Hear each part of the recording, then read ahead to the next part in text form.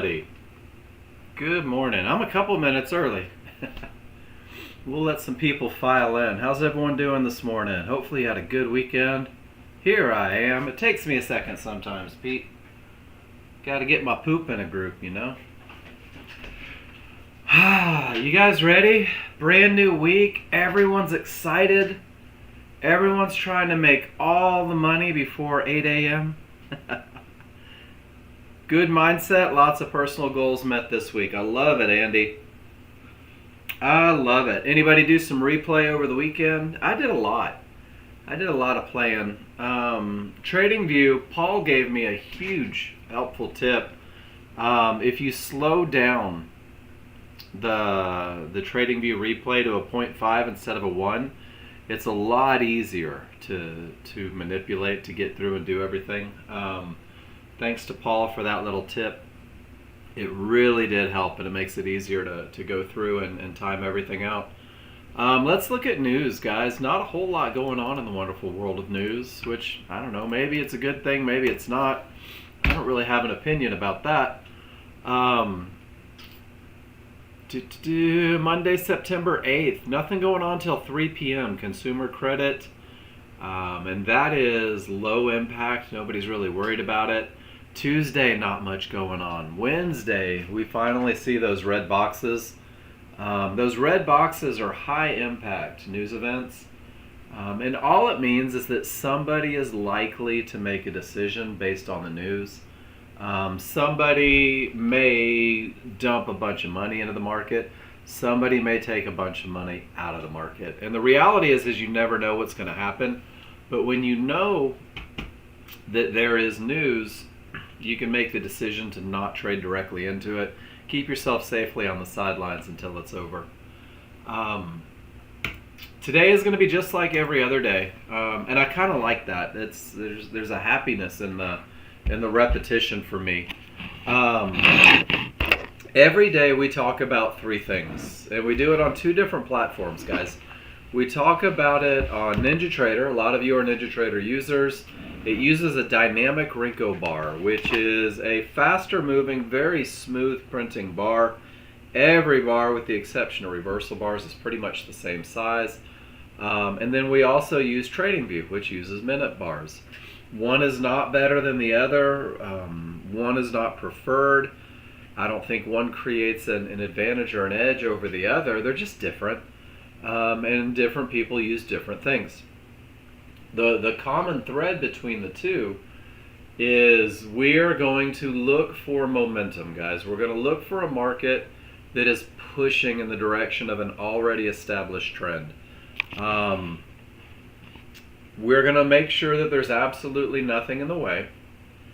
And then we'll define an entry. And both platforms have definable entries, guys. And what we're looking at here are patterns that repeat themselves over and over. Patterns that offer advantages.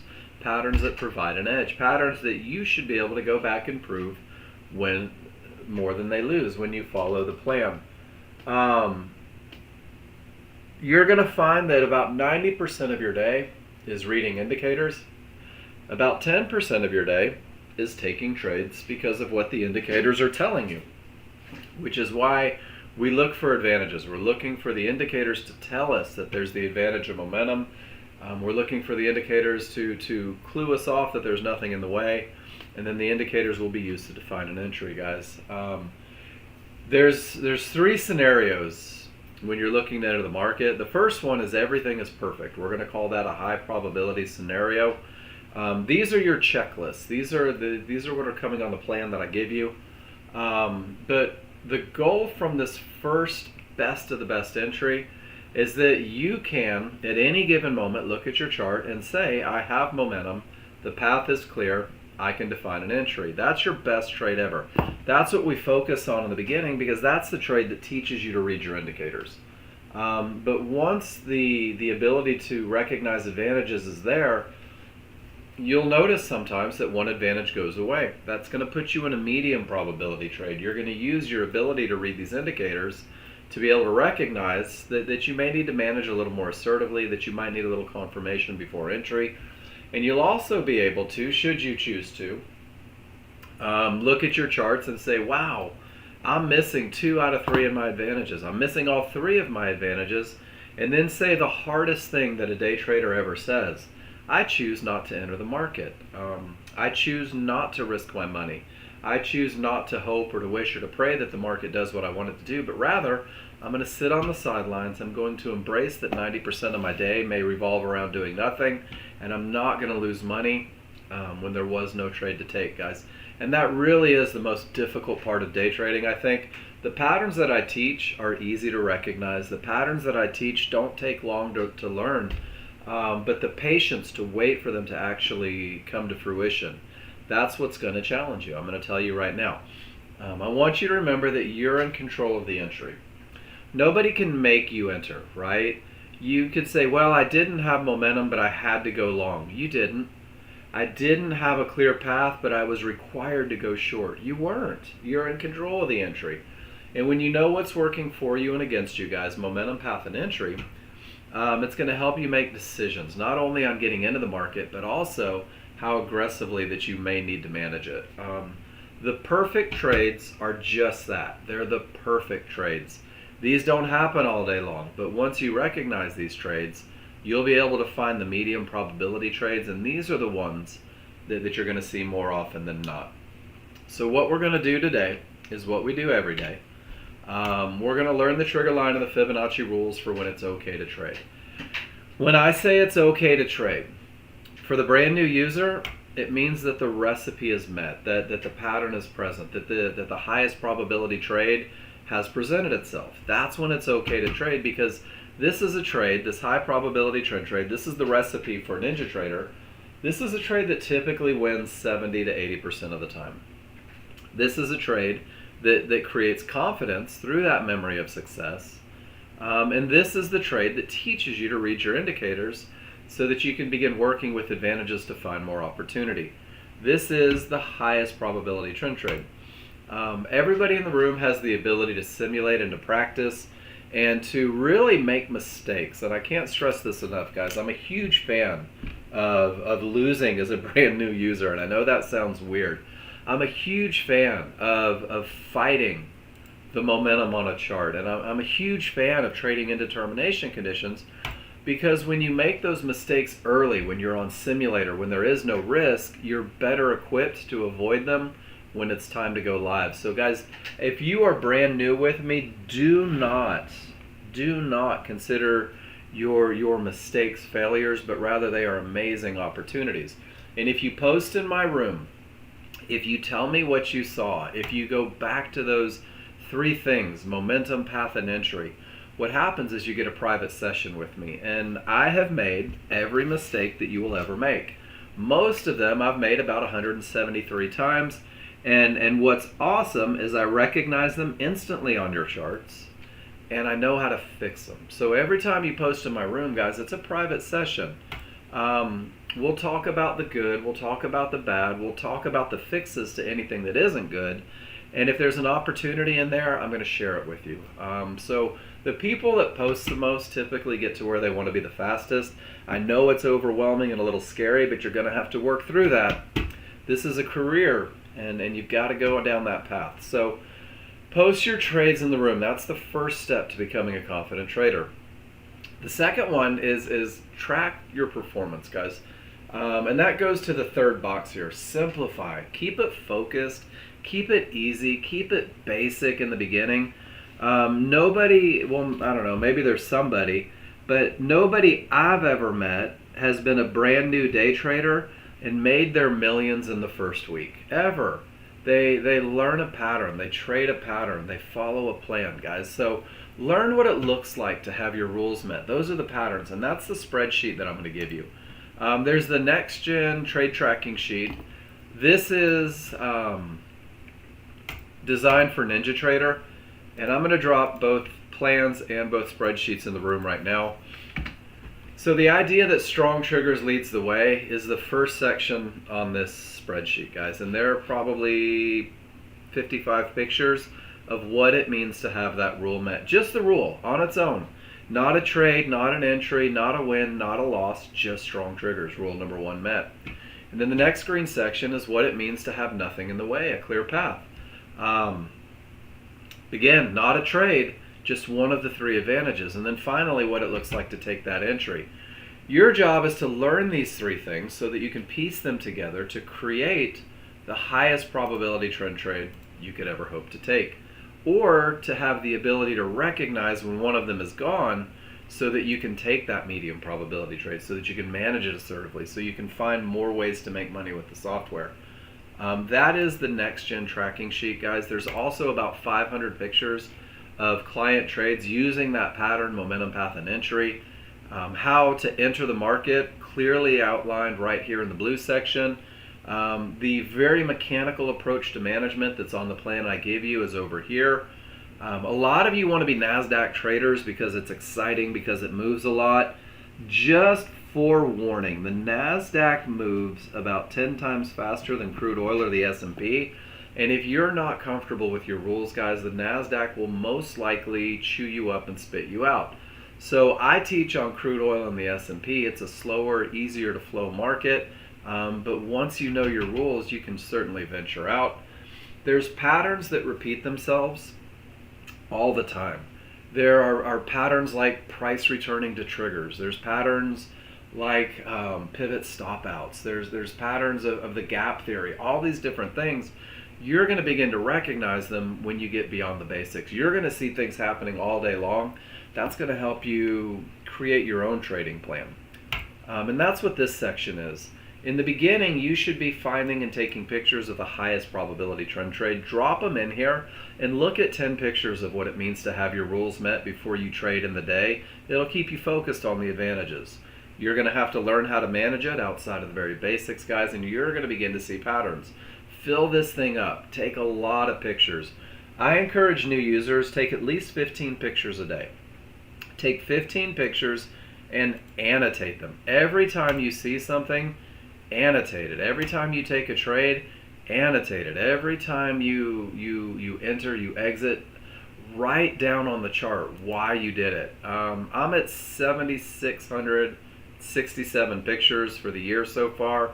There's a reason I'm good at these patterns. I put a lot of time into study. So every picture that you take, where are my pictures? Talk about momentum, path, and entry. Momentum, path, and entry. And guys, you'll be floored at how slow the market becomes. And you'll be amazed at how you are calling your shots long before the entry ever happens. Annotation creates a little neurological link between what the eyes see and what the brain thinks. And that's exactly what we need to focus on edges. And then finally, there's the trade tracking sheet. Every time you take a trade, put a picture in your trade tracking sheet, guys. Win, lose, or draw, especially lose. Talk about the advantages. And then there's the final section, and this is on both spreadsheets, guys. Feedback from class. One of the things that saved me as a brand new user was feedback from class, because I would take what I assumed to be the perfect trade, because of course I'm the perfect trader. And I would drop it in the room when it lost. And John Novak would say something clever like, "Hey Mark, I noticed that you traded into a termination condition. Again, this is the 17th time this week that you've traded into a termination condition and lost. So let me give you a plan to avoid that problem, so that you can avoid those losses, so that you can let your winners do more in the P&L." And it was the feedback from class, guys, that's going to set you up for that long term. So I encourage you every morning, study what you did yesterday. Oddly enough, all of you alpha males and females come to me, successful in your careers, successful in your life, and you guys hate to study. You're so used to being in control, to be the answer person, that you forget how to be a student. Go back to being a student, guys. Ask yourself every morning, what worked? What did I do that produced results, and what didn't? For me, it was trading in determination conditions. When I got to TradingView, it was trying to anticipate entries. Those were my didn't work things, and it took feedback from my mentor, from my coach, to help me work through those. You'll find that the right trades are very easy. You feel very relaxed, and you'll get to a point to where you'll say things, and it sounds cocky. You'll be like, "I don't care if I win or lose. because this is a pattern that I can prove wins more than it loses. And when you're in that realm, trading is effortless. And if you do this little study each morning, it will set you up for the day, and it will accelerate the learning. So as we go through, we're going to go through both platforms. We're going to learn the rules first for NinjaTrader, and then we'll go to TradingView. Everybody simulate, practice, post in the room, ask a million questions. You can't ask too many questions. And guys, keep it simple. Focus on the best, and it opens the door for the rest. And that rhymes, so you know it's true. We're going to get going, but before we do, yeah, there's a lot of scams out there, guys. Thank you for that, Andy. Nexgen and its employees will never solicit you to trade for you. Guys, can you hear me okay? Are you guys getting sound? Alright, thank you. Let Victor know he may need to reboot. Nexgen will never offer to trade for you. Nexgen will never ask you for crypto. Nexgen will never reach out just to see how your trading journey is going. And oh, by the way, we have a class where we'll pass your evaluation for you. Guys, it's not true. If we want your money, we'll pick up the phone and call you, I promise. NinjaTrader indicators and TradingView indicators are 99% the same. Both platforms will use trigger lines. Trigger lines are moving averages, guys. There are small triggers, there are large triggers. So on NinjaTrader, you've got the solid, smaller, these are your fast trigger lines. We just call them the small triggers.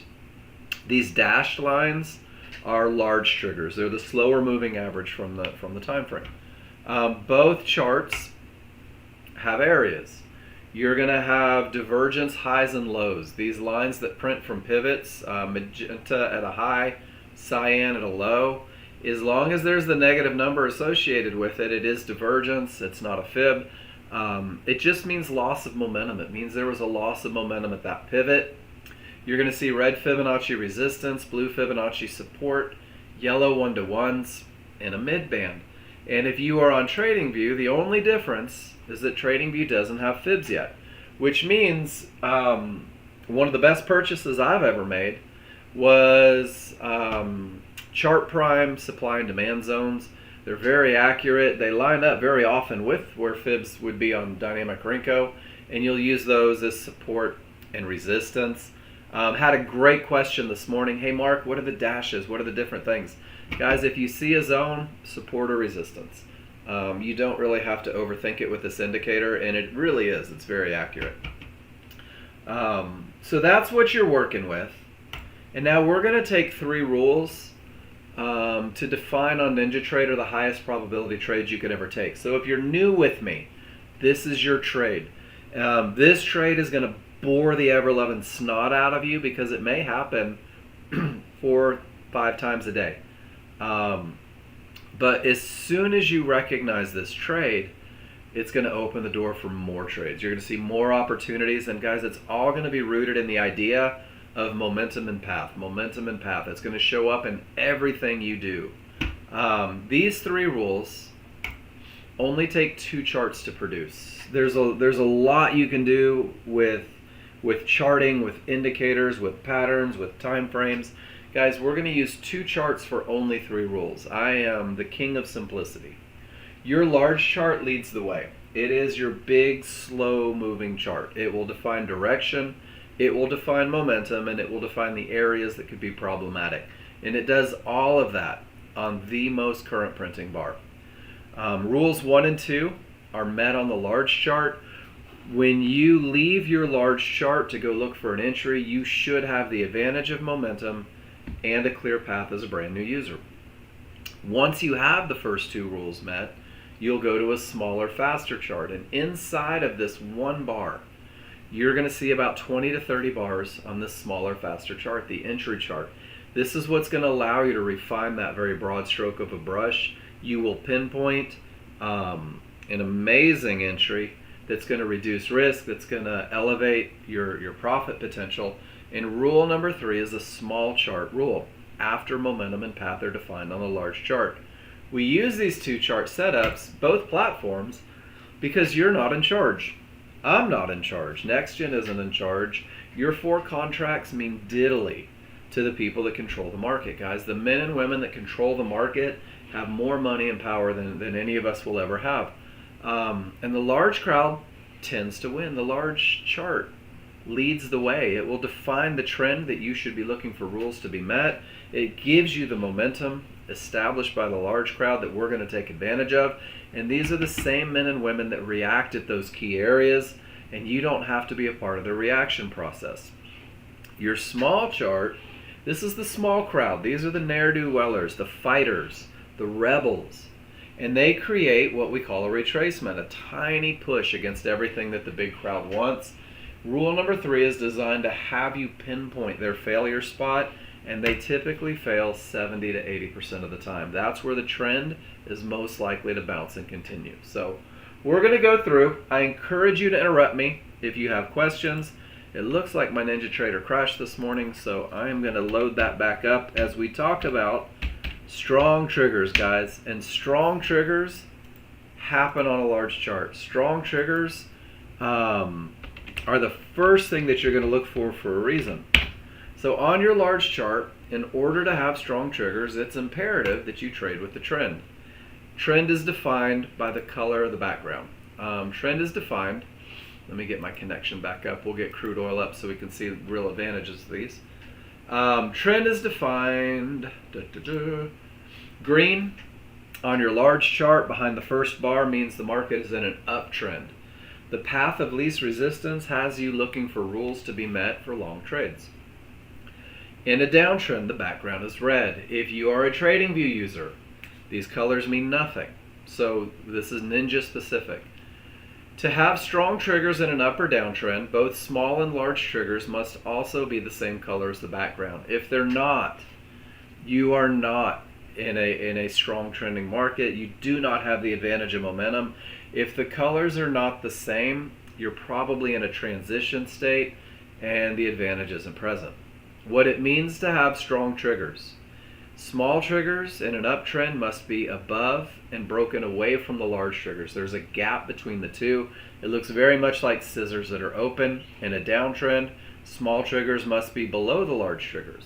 There must be space between the two. Again, it looks like scissors that are open. When you have strong triggers, and it's one look, it has nothing to do with fibs or bars or divergence or news or anything. When there's a separation in the triggers, the odds are favorable for the market to continue in the direction of the trend. Odds favorable momentum is the battle cry. It's rule number 1 for a reason, guys. Odds favorable momentum is difficult to stop. Odds favorable momentum creates pushes in the direction of the trend. Odds favorable momentum is what you're going to look for to break those key areas where the large crowd is making decisions. And guys, odds favorable momentum will even cover some of the mistakes that new users make, and it'll open doors for a larger, more complicated plan should you decide as a more experienced user. So strong triggers is just a look. A separation means strength. And when the separation goes away, when the small triggers work their way inside of the large triggers, you have weakness. And when you have weakness, anything can happen up or down. So one of the things, I think language becomes important. And when you have strong triggers, you're using the phrase odds favorable, strong, separation, likely to continue. That's the best of the best. And as soon as that goes away, and its weakness, if you say to yourself, anything could happen up or down, you're less likely to take that trade. You're less likely to trade without that advantage because you realize that anything could happen up or down. And guys, it's not coincidence that the market reversed 4 out of 5 times with weakness in the triggers. So strong triggers, let's see what it looks like in a live market. Looks just like that, guys. Smalls below the large are wide, there is space between the two. Does everybody see it? That is in fact strong triggers. That's a market where the odds are favorable for it to go down. Awesome. Once you have strong triggers, you have to make sure there's nothing in the way. Make sure that you have not reached an area that we call a termination condition, a point that could stop the market, that could create an untradeable bounce, that could reverse the market completely. Termination conditions are a large chart rule, and it relies around the large crowd making decisions right at key areas, guys. Whether it's a divergence high, Fibonacci resistance, whether it is a divergence low, Fibonacci support, or even yellow 1-to-1s. Decisions are made by the men and women who control the market right at these key areas. So to define a termination condition, we're going to let them get to the market, guys. We're going to let price reach the area. This is the most important part. Price reaches the area. That sets off the decision-making process. Once price reaches the area, we're done with price. The burden of definition falls on the trigger line. So price reaches Fibonacci resistance. You're going to ask yourself, how many triggers have made it through? If the answer is 0, that's a termination condition. That's an area that could stop the market, that could reverse the market, that could create an untradeable bounce, or that could break. And the reality is, you'll never know what that reaction is going to be. So the highest chance of success comes from doing absolutely nothing when a termination condition is reached. Rule number 2 is not met. Price comes down to Fibonacci support. None of the triggers break. This is a termination, and just absolutely no trades into that area, guys. That is your highest chance of success. Every rule that is taught with Nexgen isn't based on one trade. It's not based on one day. Guys, we literally have thousands of pictures of price reaching areas, triggers not breaking, and it ruining any trade taken into that area. That's where rule number 2 came from, guys. And one of the biggest mistakes that new users make is trading directly into termination conditions. So it can be simple. When price reaches an area, you're done with price, count triggers. And if 0 trigger lines have made it through the area, assume that the area will hold. Assume that the area will create a bounce. Assume the area will take your money if you take a trade directly into it. And I did this picture on purpose because you'll notice that price reached yellow 1-to-1s just to the left. Every trigger line is below. And look at the bounce that came. Hey, good morning, Black Prince. If 2 of your trigger lines, the small triggers, get above the problem area, get below the problem area, as long as you have momentum, you can say, hey, this area has the potential to break. It's not my best look for a breakout, but it does have the potential. A lot of you are going to head this direction as you grow, but on the plan that I give you guys, it takes 3 trigger lines through the area. It takes 2 small and 1 large, either above resistance or below support. That's when the breakout is more likely. That's when the advantage is higher. This will be your first medium probability trade. Man, Victor, well, I'm glad I said everything about you I had to say before you got back. And then, guys, once 4 trigger lines get through the area, once both small and both large get above support or resistance, resistance behaves as support. The path is clear, and your path actually remains clear until you hit the next line. So it really is, let it be strong. Don't trade into an area. These 2 right there, these are your core. When you understand momentum and path, you really do have everything you need to create a very successful plan. But we're going to take it one step further, guys. We're going to define entry on the smaller, faster chart. We're going to use this refinement chart, and we're going to wait for the small crowd to fight, and you guys are going to pinpoint right where they're most likely to fail. So rule number 3 is a little wordy. Rule number 3 says that you're going to use a limit order to buy or sell a pullback at an area inside of triggers, guys. So the limit order is the advantage of accuracy, guys. You're going to wait for the market to come to you. And you're going to wait at an area, at a fib, at a mid-band, at a yellow 1-to-1, because the same way they can be trend stoppers on the big chart, they can be small movement stoppers. They can be small crowd killers on the small chart. But the key is that those areas are inside of the large triggers. And the large triggers on the small chart, you have 2 sets. You have the smooth, which are just called the large triggers. When there's a space between the small, that defines the momentum on the small chart. And then you have these stepped large triggers. And these stepped large triggers are actually just the large triggers from the large chart. So what you'll find is that price tends to return to large triggers. It pulls away and it snaps back. And it pulls away and it snaps back. And it does it on both time frames. It does it on the large time frame. It does it on the small time frame. So you will be using trigger lines, large specifically, to identify where the retracement is most likely to occur, where the fight is most likely to go, where the small crowd is most likely to push against the prevailing trend. And then the areas within, fibs, midbands, and yellow 1-to-1s, that's what's most likely to create a bounce. That's the area where the small crowd is most likely to fail and where the market is most likely to continue with the momentum and the clear path that was already defined through rules 1 and 2. So when you're defining an entry, you'll know that it's time to look for a trade somewhere over here. You're gonna be chomping at the bit. Has everybody heard the phrase FOMO, the fear of missing out? You're gonna get it 32 flavors of FOMO right about here, because you're gonna say to yourself, the market's going without me, I'm not getting paid, I just have to jump in. And guys, remember, we're trading a pattern that produces the highest level of success for new users.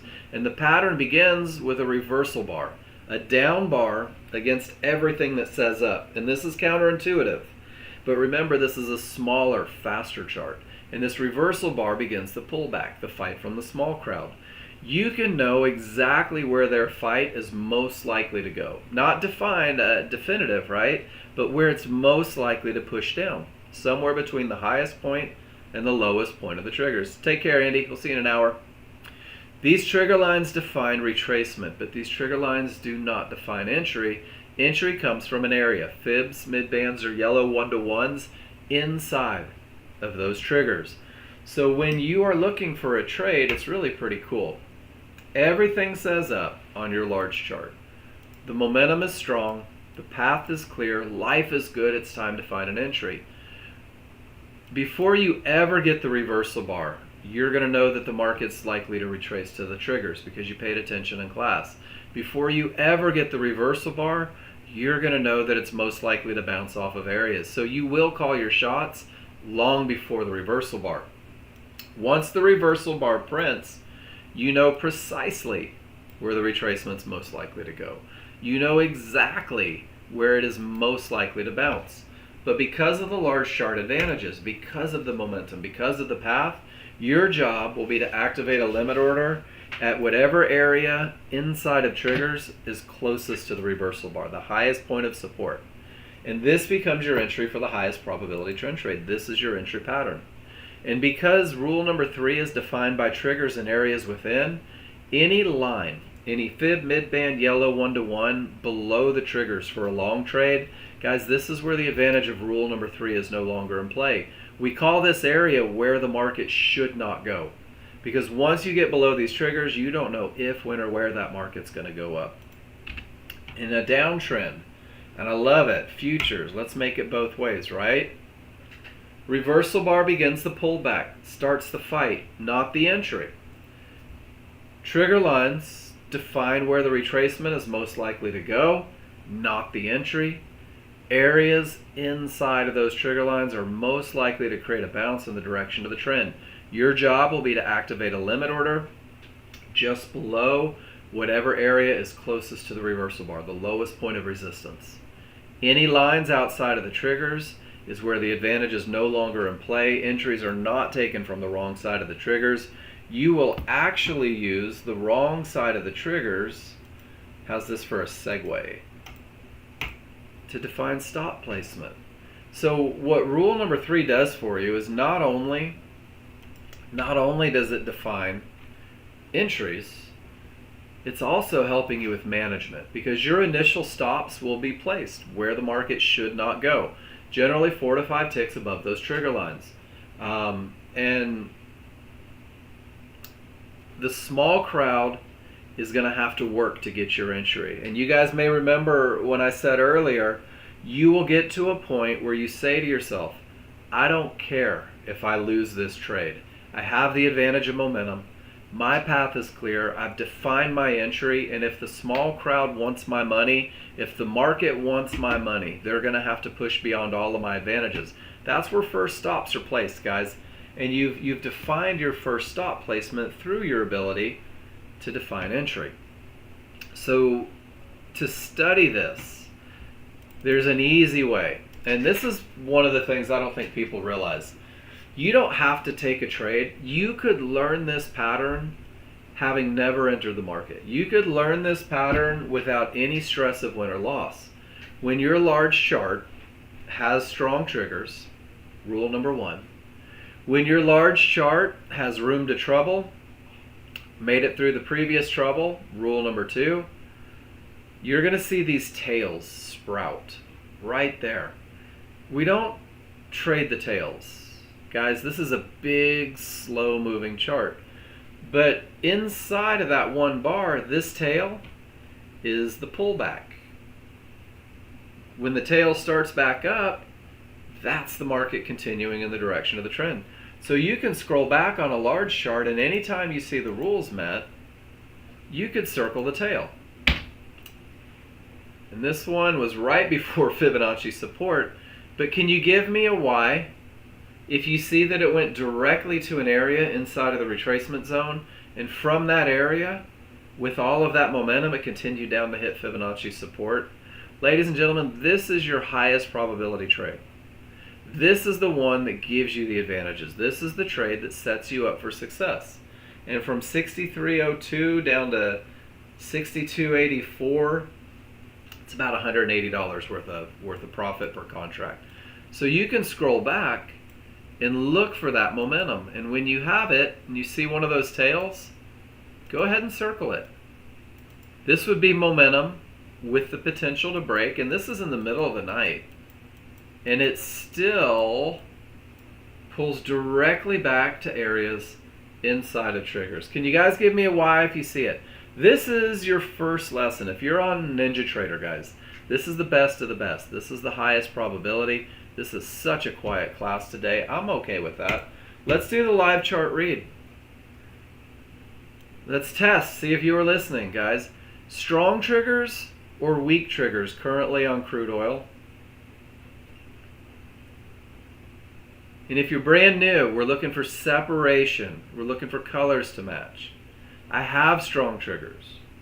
I have 3 triggers. No, Victor, you're getting ahead of me. I like it.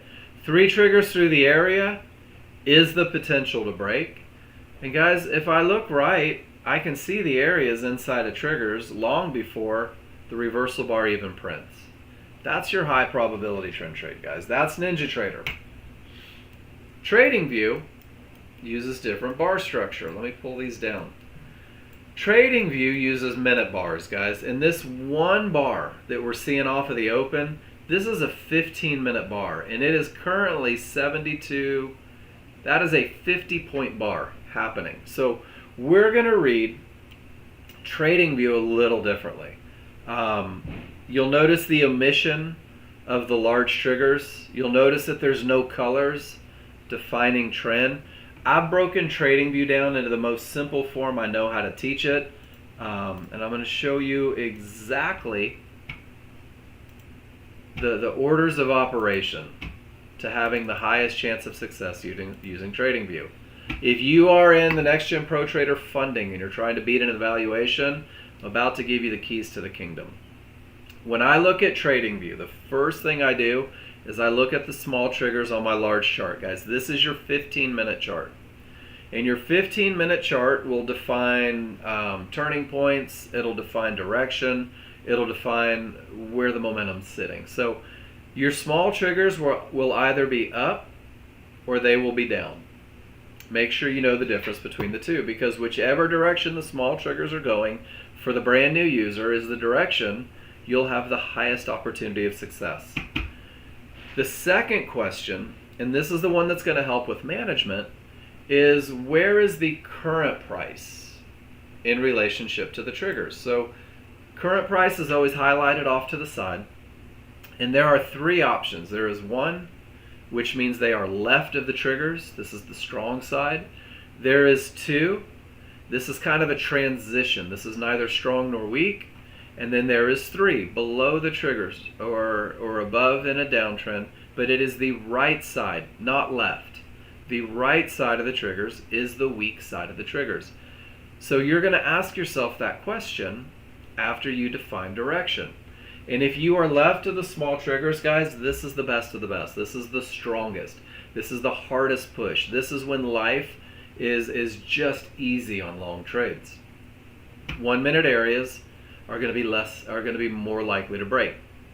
If you are in that transition, you're not quite weak, you're going to be aware of the areas on your smaller chart, you will be ready to manage it. Put your management hat on. And then finally, if you are below the triggers in an uptrend, you're on the weak side. This is where 1 minute areas are most likely to hold, because the weak side of triggers is exactly where you are before the market changes direction. So we're hyper aware from that weak side of the triggers. But every position is still trading with the direction of the large chart smalls. And then finally, the magic question, we've defined direction and momentum. Do I have room to targets on my large chart? Is there anything in the way on my large charts? And if the answer is no, and I'm going to pull up the plan. I dropped this plan in the room for you already. If the answer is no, I'm going to go to my 1 minute chart. Guys, this 1 minute chart it defines the immediate strength of the market. It defines your entry point. It's your refinement process. And there's 2 types of entries, guys. From mid-bands areas, you'll take trend trades. And then from zones areas or HVAs, you'll take what we call a momentum style trade. Now, I did some study over the weekend with Market Replay where all I took was the trend trade style entry, and it was golden. It was effortless. It creates a lot of patience. I really think new users, if you focus on trend trades first, the other ones become evident. But the first entry is what we call a momentum style entry, guys. And momentum style entries rely on using strong triggers on the 1 minute chart, which means that Ninja Trader lesson comes into play. Strong triggers, and I even put a link on there so that you can go back to it. Strong triggers on the small chart.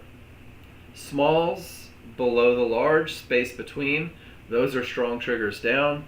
Smalls above the large, space between, those are strong triggers up. And those are mandatory 100% for you to take a momentum style entry. So when there is separation, you'll put a limit order right at an area, and you'll actually buy that area on the pullback.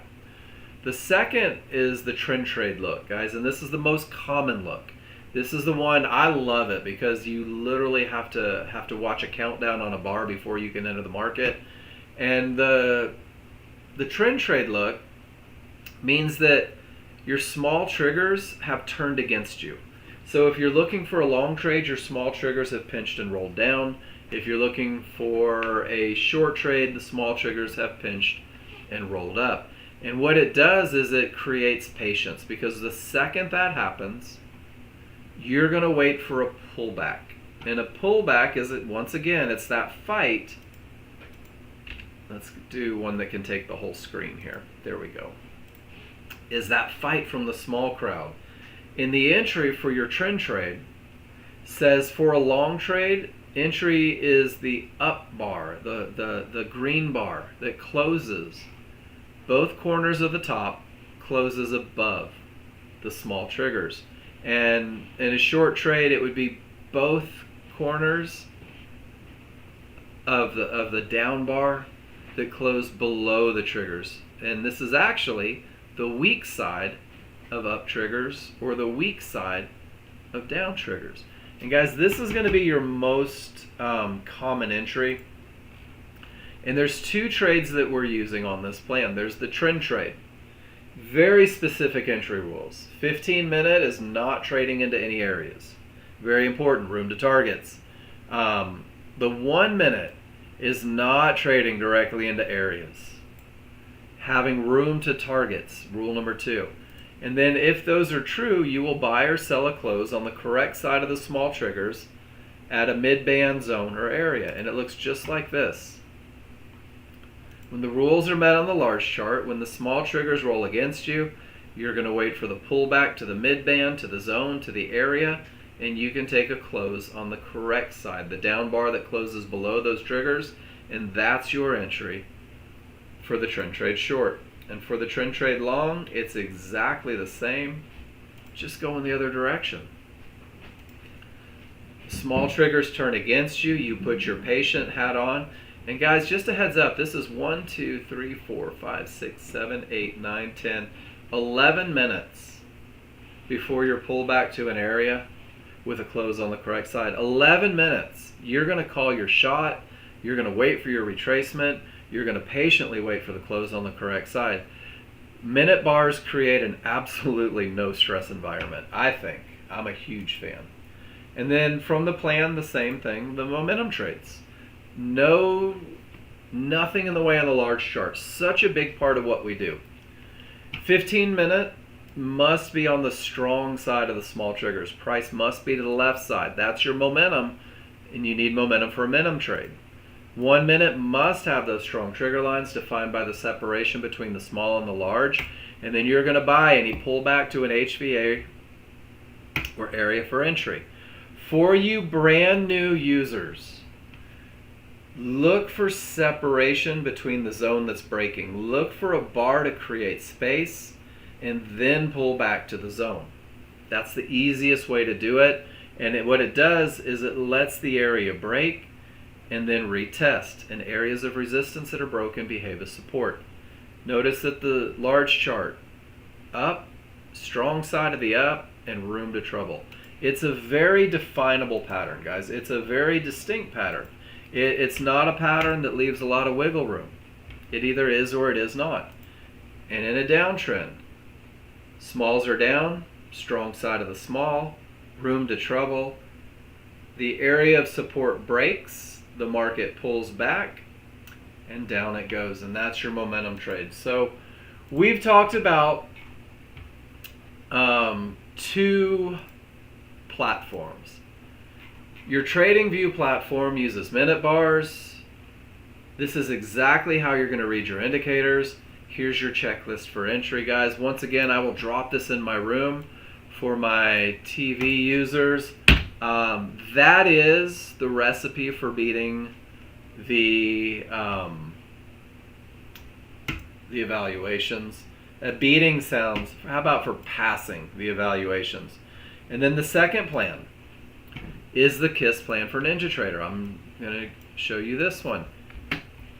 Exactly where you find your rules, a checklist for entry. This one even gives you a way to manage it. And then the medium probability trade, guys. So every morning, where are my pictures? Every morning, I give you guys everything you need to be successful with the software. I hand you a plan. I give you the spreadsheets so that you can test it, so that you can recognize these patterns. You have checklists for entry. You have feedback available 5 days a week, 3 hours every day. All you have to do is post in the room, ask a question, you will get the answer. The only thing that Nexgen doesn't provide you is experience. The only thing I can't give you is the desire to get the work done, right? I can't make you study these patterns. I can't tell you to follow a plan. That's on you.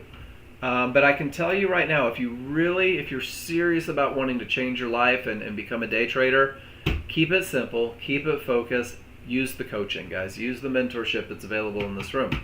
And then the second half of class, guys, and we still have 2 hours and 15 minutes.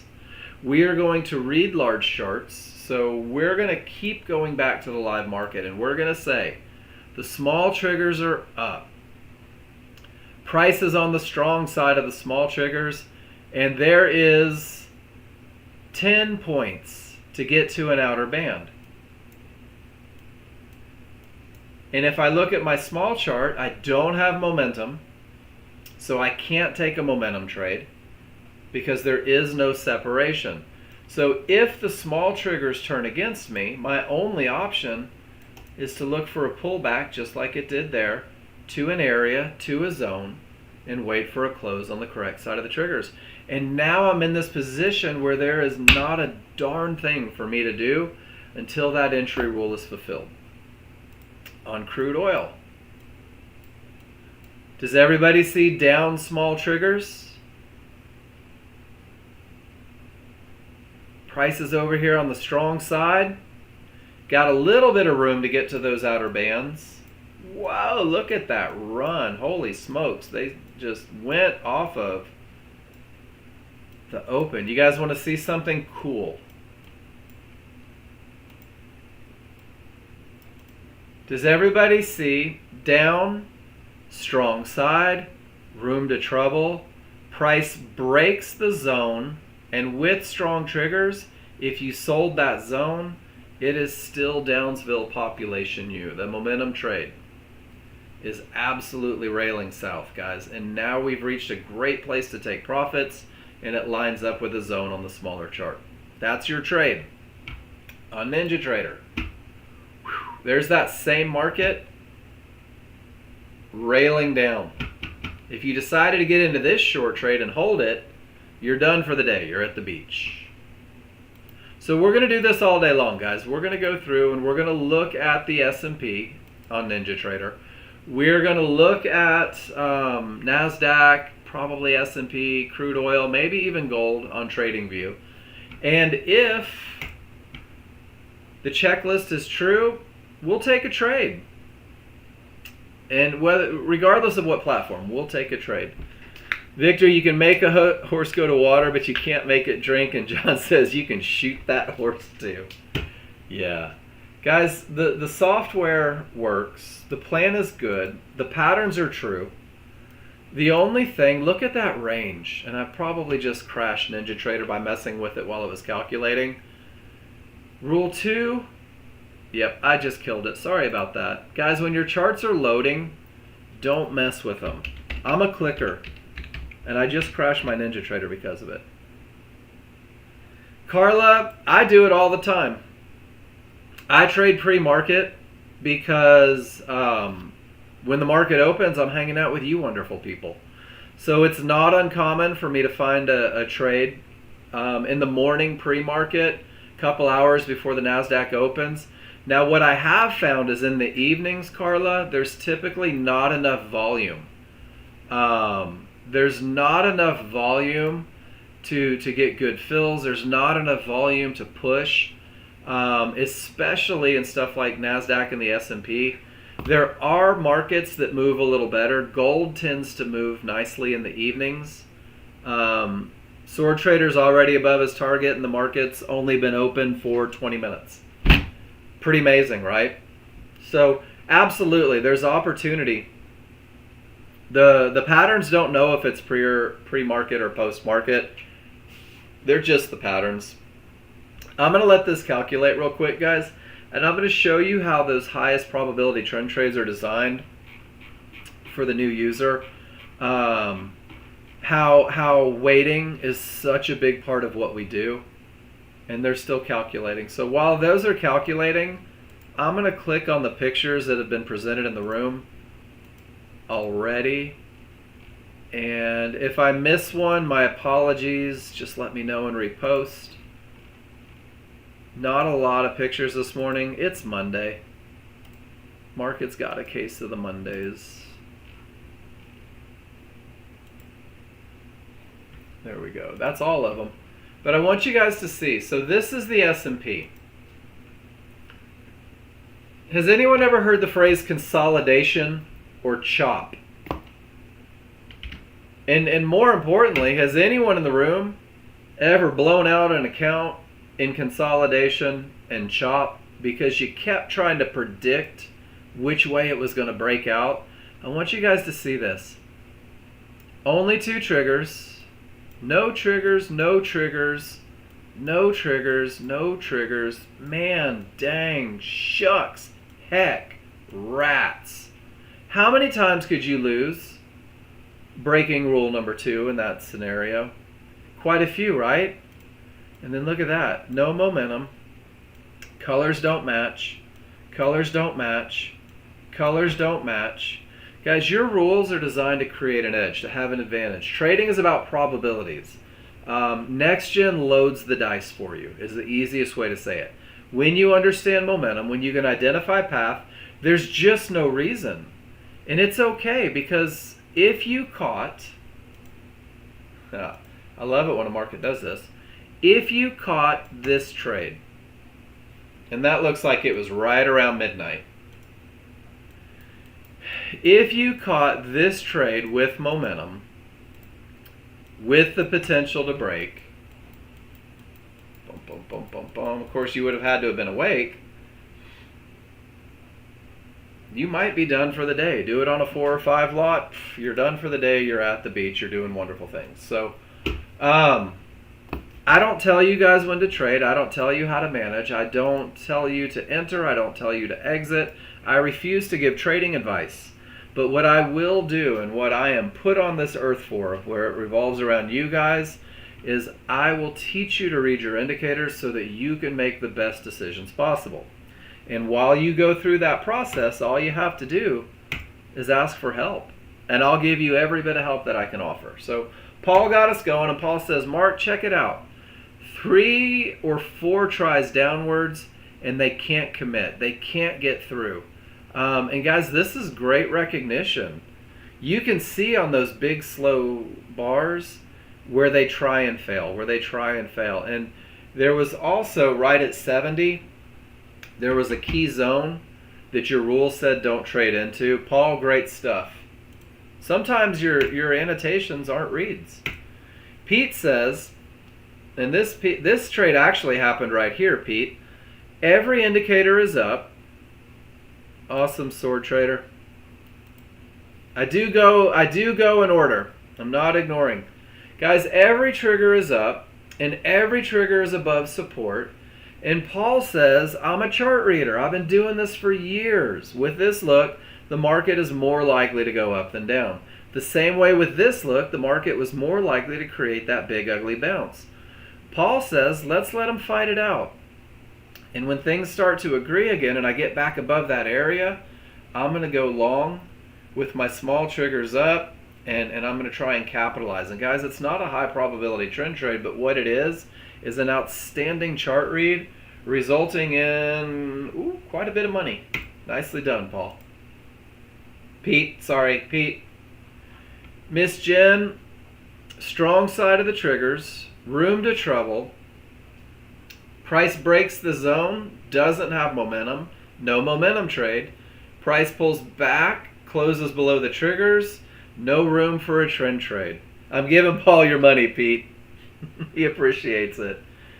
And Jen just says, there's something here. I can't see it, but I see it bouncing. No rules met. And Jen, great job staying out of a market that wasn't giving you what you needed. And then Paul, 100% termination. You try to take the trend trade and it just fails. Pete, gosh, I'm so sorry, Pete. The reason you tried this trade is when I look at a trade, I identify risk first. You had 4 ticks of risk versus 22 ticks of potential. Got stopped out 5 ticks below the zone. I love this because what Pete said, not Paul, what Pete said is, you know what? I'm willing to take a shot at this area holding. But Pete, a little different look. Here, your smalls are starting to turn against you. I mean, it's a good look. It's still a termination. You took a chance because of low risk, perfect entries. It didn't work out. And that's a big part of trading, guys, is accepting the risk, looking at the advantages. But without momentum or a clear path, Pete, it becomes a harder trade for sure.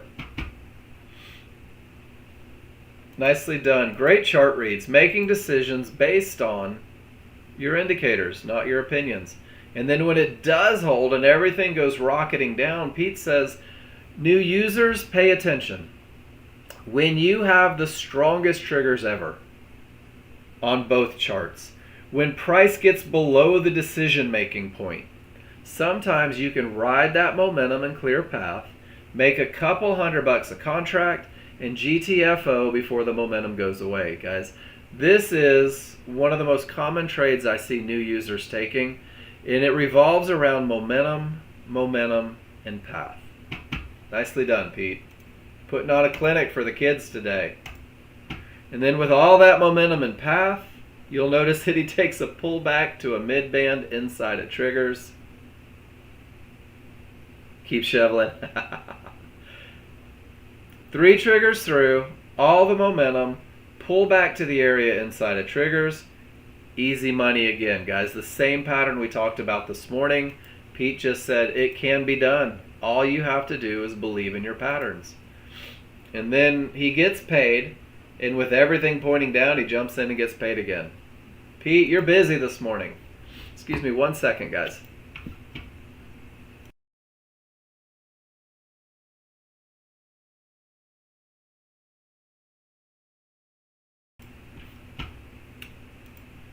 I am what's known as a violent sneezer. You guys don't want to hear that in your ears. All right, Miss Jen. Strong side, triggers for entry, room to the outer band.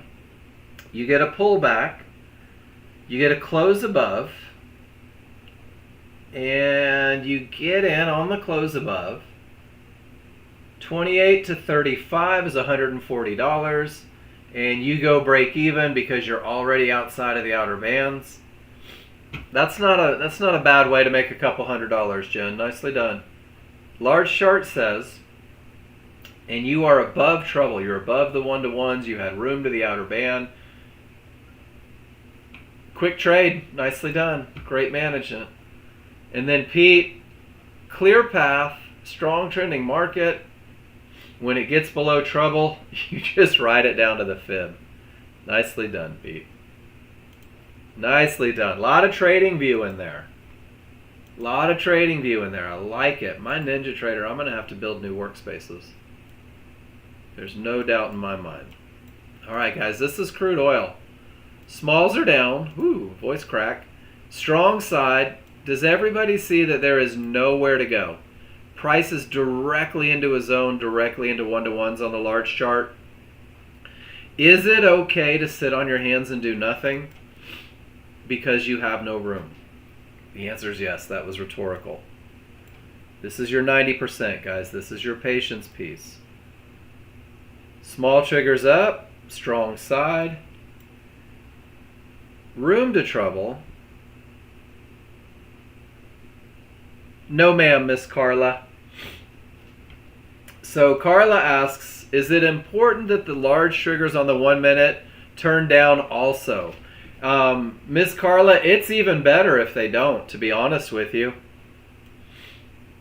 Because when the small triggers pull down and you take the close on the correct side, if those large triggers are still up, that means your moving averages are still pushing up. That's kind of a bonus. When they turn against you, that's when you have strong triggers down. That's actually strong triggers against the trade. So I love it when they don't. They will usually, and that's why we don't fight the small triggers. Does that make sense? Good question. We're only looking at the location of the small triggers for entry. So right here, if we were looking for a long trade to go up from above the outer band with room to trouble, with the small triggers down, we've reached the area, and now we're waiting for a close on the correct side of those small triggers to give us a push, hopefully back up with all the momentum. Maybe retest the area. Does that make sense, Carla? So the large triggers have just rolled against us. And that's okay. That does not negate the trade.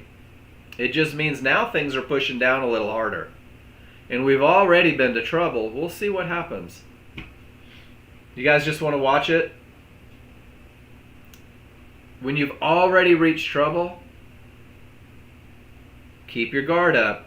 And if you get a close on the correct side, do you have room to get to something that could create a bounce? And 60 is the outer band. and 45 is the outer band here. One of the tricks that I like to do is I'll put a trend line on my large chart treble. That's pretty close to the outer band there. Let me get off of my live account and we'll put it on paper trading for the room.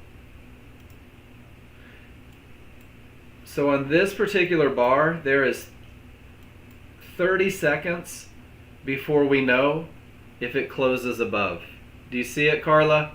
So 22 seconds before we know, 19 seconds before we know. So you can literally just time it out, right? 10, 8, 6, 4, 3, 2, 1. So if you were going to do it, that was your close. Stop would have to go below the market. Look at the risk on that though. That's a huge, huge amount of risk. But that's how you'll time an entry. And that's why I didn't do this on a live chart. So entries, both corners, and it was close above the small triggers. But you didn't have anywhere to run on this one. But that's how you'll time an entry. Does that make sense, everybody? Those of you that are trying to work on that timing a little bit, you can just watch the bar. And it'll set you up. All right, let's see where we're at. My goodness. All right, sword trader. Dun, dun, dun, dun, dun, dun, dun, dun. Sound effects make everything better. I don't know if you guys knew that. How many was that? 1, 2. I think I got them all. Yes, I did. All right, so let's see what we did, sword trader. All right, small triggers rolling, large triggers turning. What's your large chart read? And where is your entry? 391. So it's small triggers down. And I'm going to encourage you, sword trader, include your large chart read. Entries are a small part of it. Entries over here come from great large chart read. So let's see what happened. Small triggers down. Strong side of the small triggers room to trouble. You went long first. Nope, you went short. All right. We're going to learn how to speak each other's language. So the first lesson on this one, sword trader, right here where you went short, do you see that there's no area? And the rules say pull back to an area and close below. And it's because those areas create bounces. Does that make sense? So the close below is perfect. But without the area, look what they did. They pulled right back to it. And then 93.25. You got in a couple ticks before it closed. You said, I've got 3 or 4 seconds. I'm going to go ahead and take the close that looks like it's going to be on the correct side of the triggers. Is that right? Cool. And then you didn't believe it. And you gave up 3 ticks. Because you're learning these and you're learning to trust. And you said, dang it, that is the right trade. Let me get back in. And I'm not sure. And then you added on, it looks like, on the way down. You're like, this is so awesome.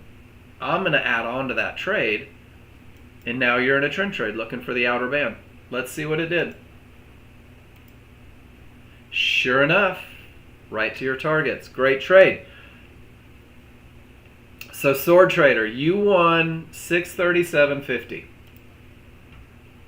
You lost, you didn't lose on that one. You were able to pull off Few ticks here. Great job. This was your entry. That one was fine. Great hold. Nicely done. And the large chart led the way. Same trade. Same trade. Same trade. Was it just one trade?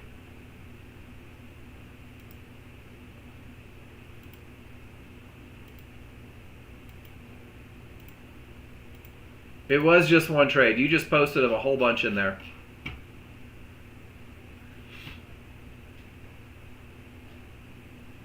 So it's 3 trades, but you... I got you. We just went through all 3 from one picture. Great job, though. Large chart said down.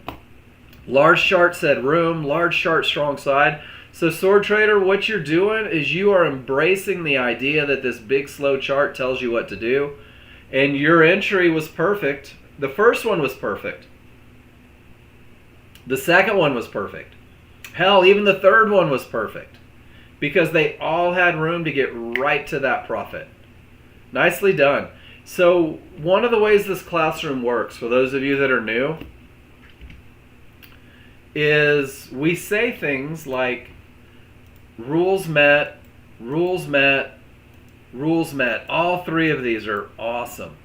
And then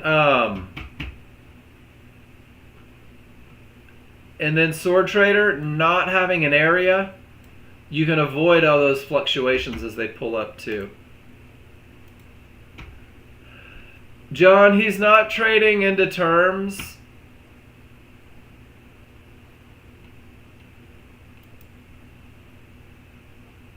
What he's doing, he was over here. I believe he hadn't quite made it. I could be mistaken. I don't know what you're saying, John Novak. You were in replay? Right on. I think what John is saying, and I could be mistaken, is, guys, remember when we say, do you have room back to trouble? So, John, I don't know what you're saying. Trading into terms is bad, with them good. What the hell does that mean? Trading into terms is bad, with them good. Is that English?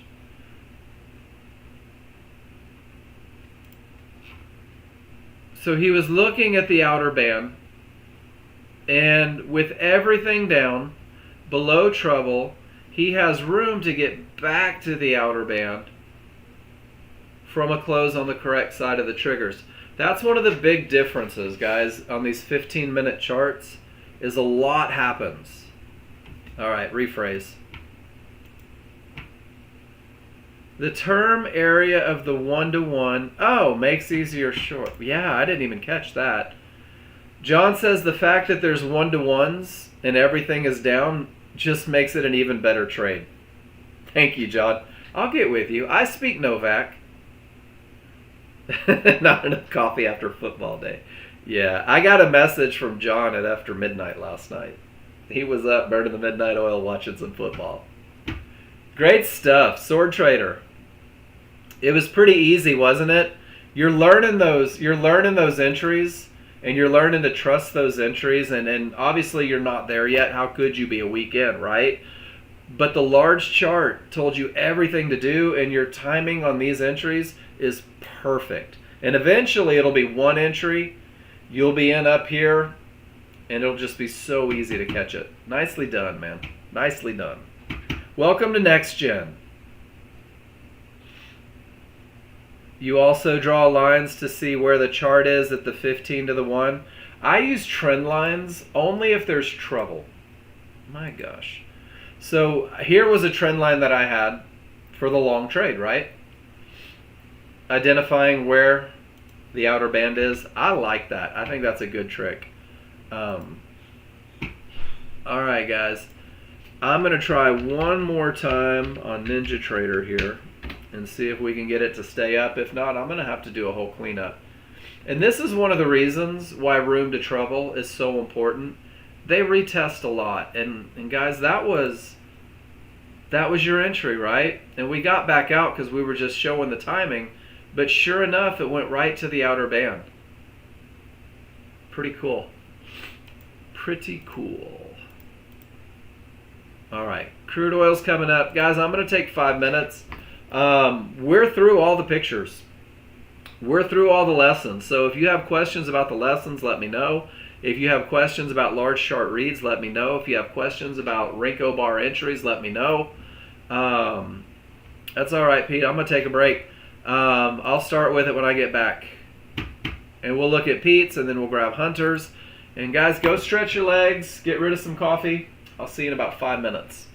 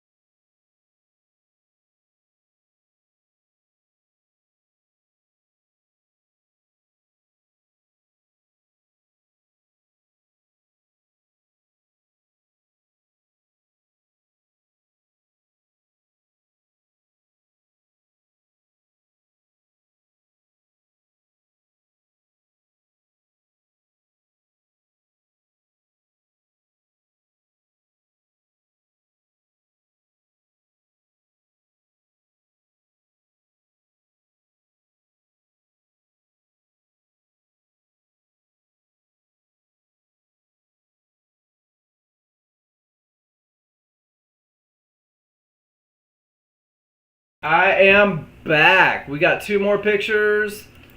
And then let's just do a lot of live chart reads today, guys. Pete, everything says down, you go down with it. And ATM messed up. You took half off at 3 ticks. You moved your stop, it looks like, one of them, and then it trailed down and you get all the rest of it. Nicely done, Pete. Everything says down, you go down, and I'll be darned, it works. Hunter.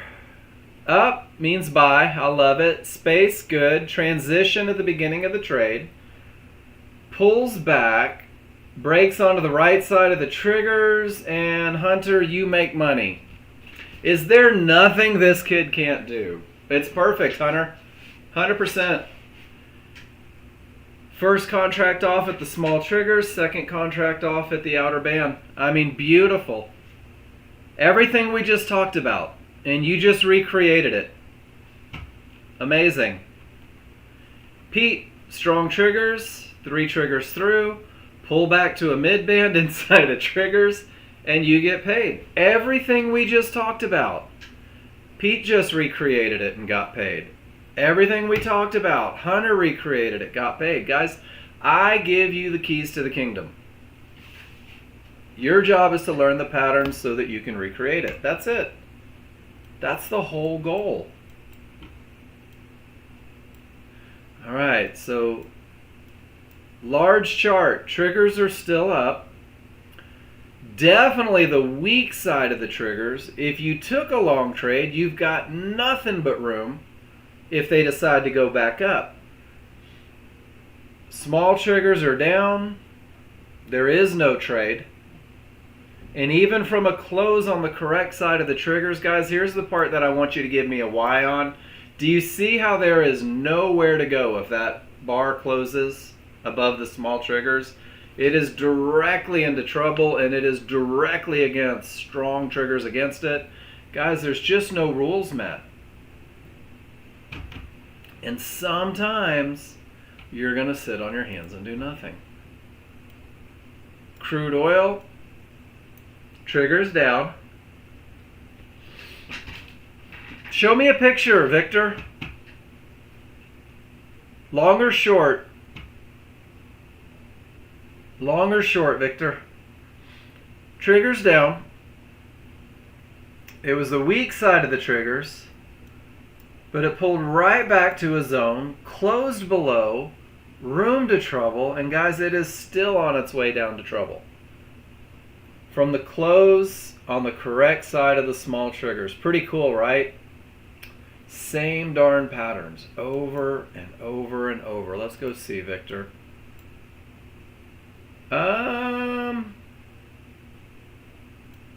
Termination. So the one thing that wasn't there, Victor, small triggers are on the wrong side of the large triggers. One of the rules for HVA trades is that the smalls are below, and we didn't have that here. Does that make sense? And guys, when you talk about HVA trades, and Victor, when you talk about an HVA trade, HVA trades happen like right here, right at the termination, right when it hits. They're quick and they're very, very close to the termination condition. But in order to take an HVA trade, guys, you are obligated to fight those small triggers on the large chart. And in an effort to keep you guys on the good side of things, that's not included in the KISS plan. Fighting those small triggers is never an option in the KISS plan. So Victor, as you start to branch out, your HVA trades, let's see if we back up a little bit. They're going to happen real close to tops and bottoms. They're going to happen very, very close to the terminations that create the roll. And then when they're kind of floating out into space a little bit and they're further away, that's when you're going to use those for momentum trades. Does that make sense? Cool. I love a good HVA trade. For me personally, it's a one and done. If it works, outstanding. If it doesn't work, I just don't want to be a part of it. I won't take it repeatedly. It's an easy way to get yourself in a lot of trouble. All right, guys, let's talk patterns real quick. NinjaTrader users, you'll like this one. This is called the gap theory. And the gap theory states when price accelerates away from the large triggers and your large triggers remain a full bar away.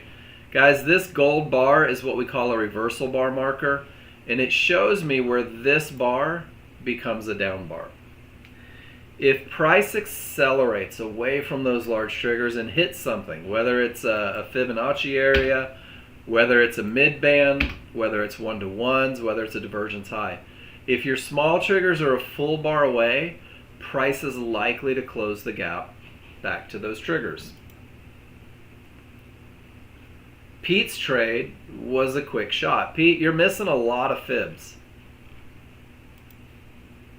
Or I have a bunch of fibs that you don't. It looks like you have your synthetics. One of us has challenges. It could very well be me.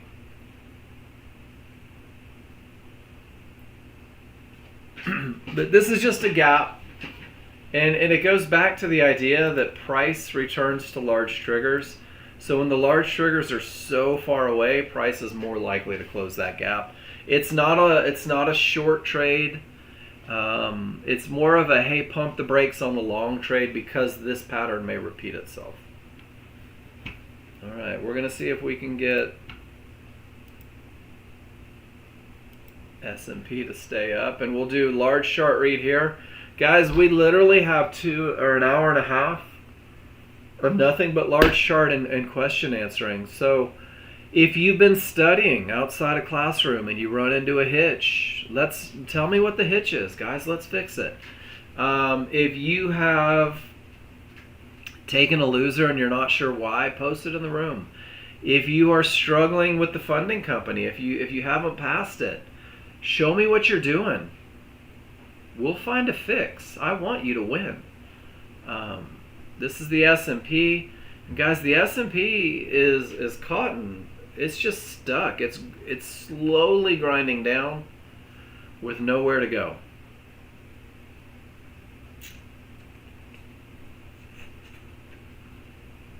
Slowly grinding down with nowhere to go.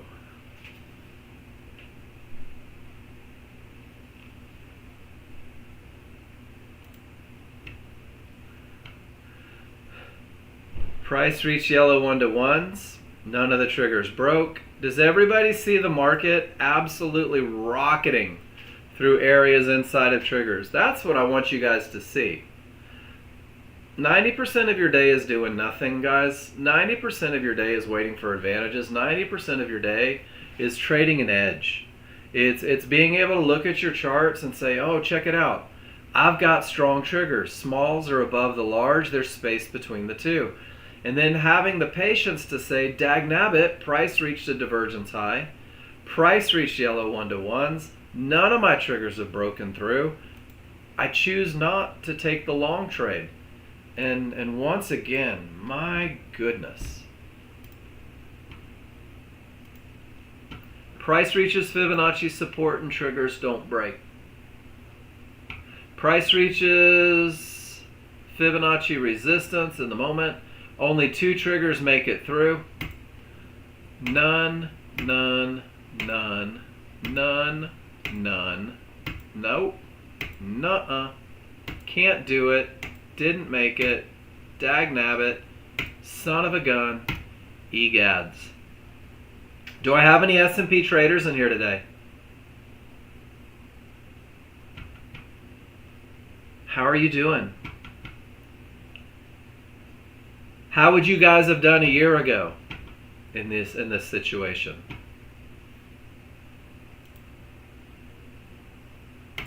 Just keeps happening. Just keeps happening. Are they going to break it? Are we going to get 3 triggers above? Are we going to wait for a pullback to an area inside of triggers? This is where the small charts, guys, that's the perfect looking small chart entry. Do you guys see it? There's a mid band, there's triggers. Does everyone see that is like the best looking entry ever? Nobody? Can you guys hear me? That was too, wasn't it? Wasn't that the best looking short entry ever? Guys, the small chart is like the siren song. It will lure you into challenges that the large chart says that you shouldn't be trading into. True story.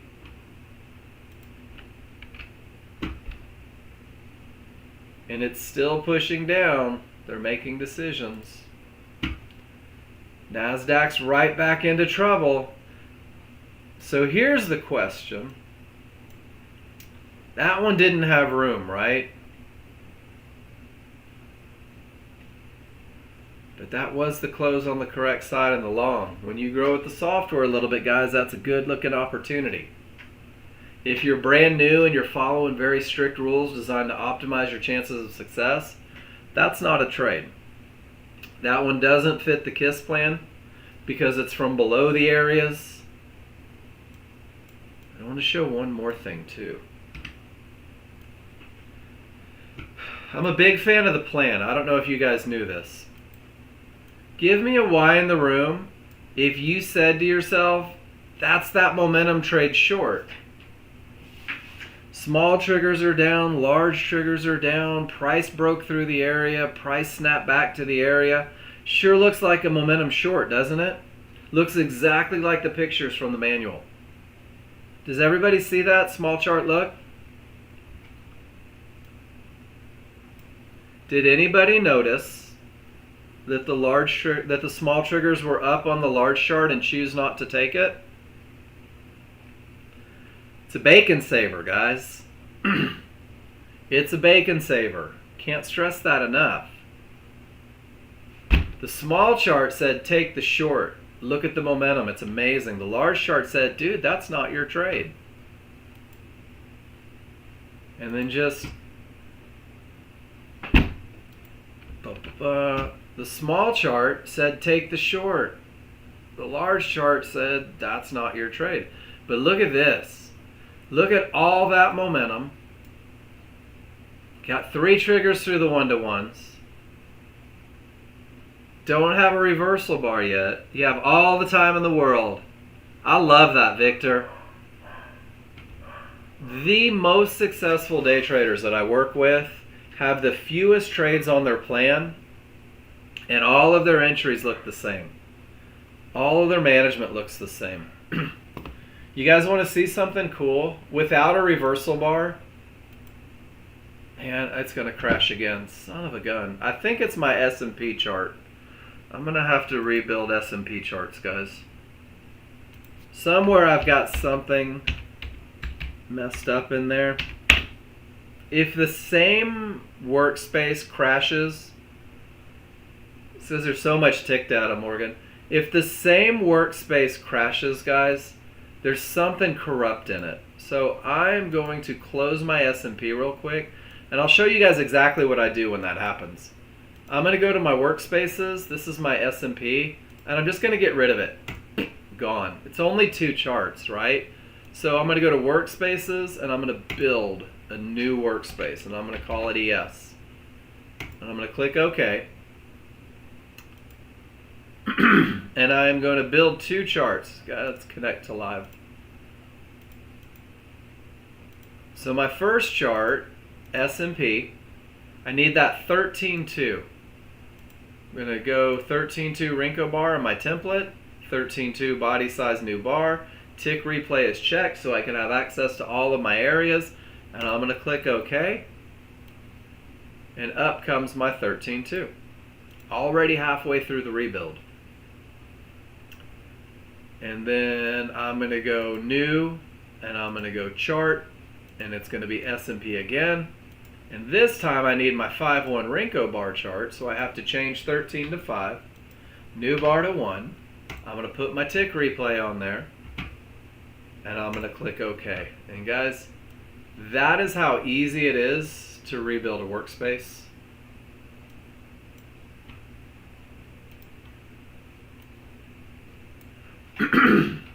Three triggers through.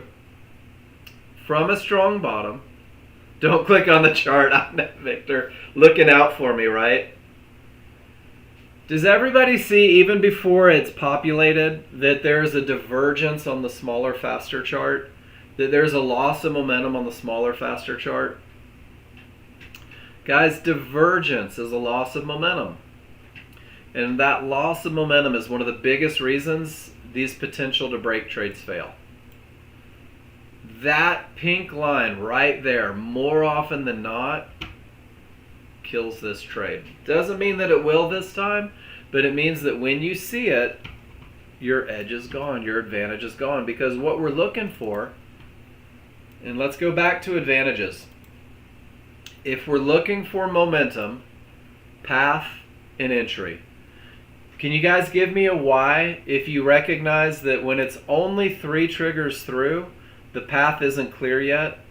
If it's only 3 triggers through, it's only the potential to break. It's not a clear path. You do not have blue skies ahead yet, which means that we're in a medium probability scenario, which means I don't want to sacrifice momentum, and I certainly want to have a great looking entry area. When I look at my small chart, that divergence is a loss of momentum. It's a sacrifice of momentum.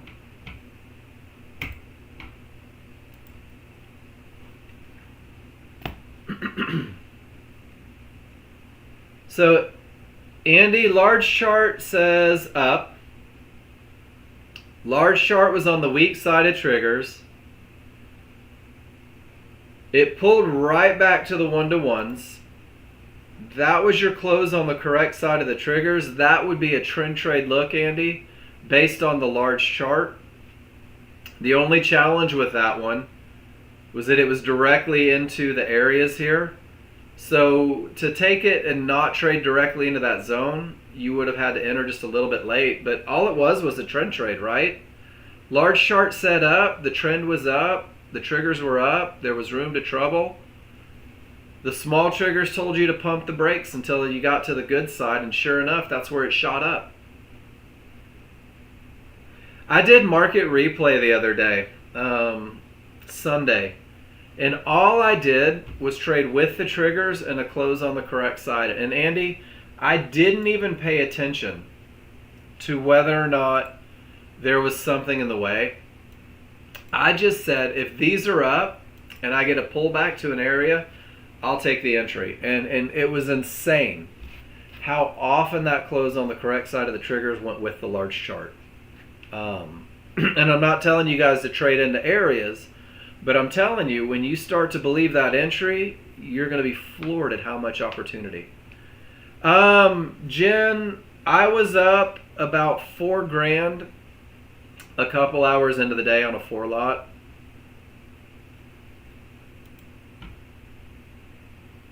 Yep, so your entry was right at that HVA line is where you pointed, right, Andy?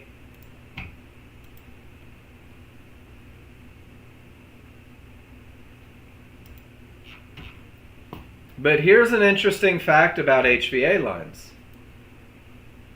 Jen, it's certainly something to test when the large chart is perfect. So Andy, on these HVA lines, make this just a little bit bigger for you.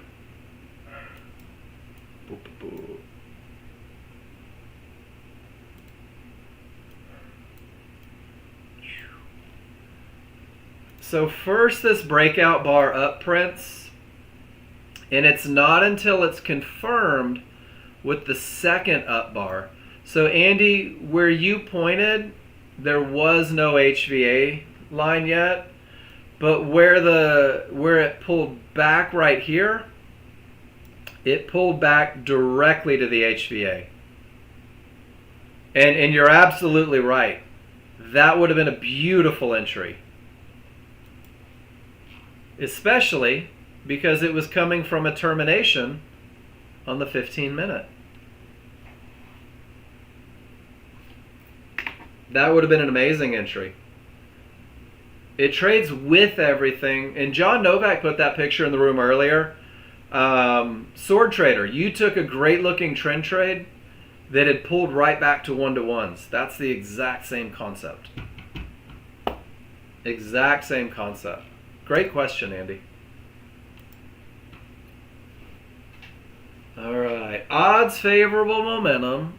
Clear path. Micros because you don't want to blow an account on a 4-lot. And at the area inside of the large. First contract, second contract, money on the third contract. So, Andy, you took the equivalent of an $885 trade. But because it's micros, it's showing up at $88.50. It's perfect though, isn't it? It is perfect. Never went below the triggers. Nicely done, Andy, man. Did you have the... well, that wouldn't have gone on the auto because no divergence, but it's perfect. Odds favorable. Clear path. Pull back to the area inside of triggers. Make money up to trouble. And Andy, the only thing I could tell you is with the 1-to-1s there, it's okay to get paid and not give it back. I know you were going to let your runner run. Beautiful trade, Andy. Momentum and path leads the way. Find an entry. Pull back to the area inside of triggers. Sounds like a pretty good recipe, doesn't it? Crude oil. Triggers down. No areas for a trend trade. Not much room to go down. 4 ticks to go down. Just not a trade. But I think what that just told us, that's the S&P. 3 triggers through. That one worked to retest. Guys, this is your pattern. That divergence keeps the brand new user out of the trade. If you're following that KISS plan 100%, I'm obligated to not take that entry because of that divergence, because that's what my plan says. Some of you may have taken it anyway. Some of you may have grown outside of that plan. Prices on weak-sided triggers on that last TV chart. It is very much on the weak side of the triggers, right? But what direction are the triggers going, Victor?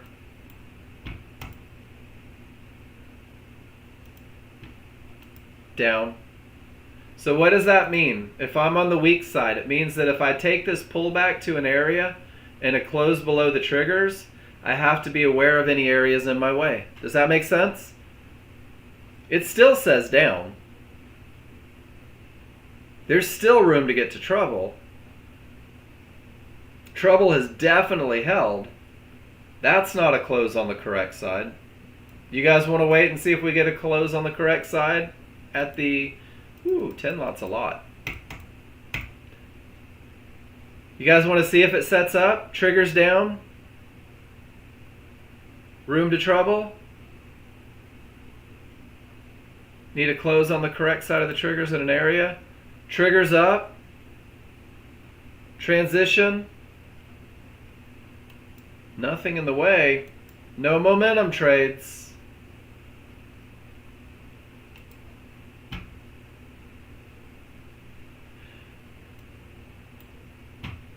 "17 seconds here.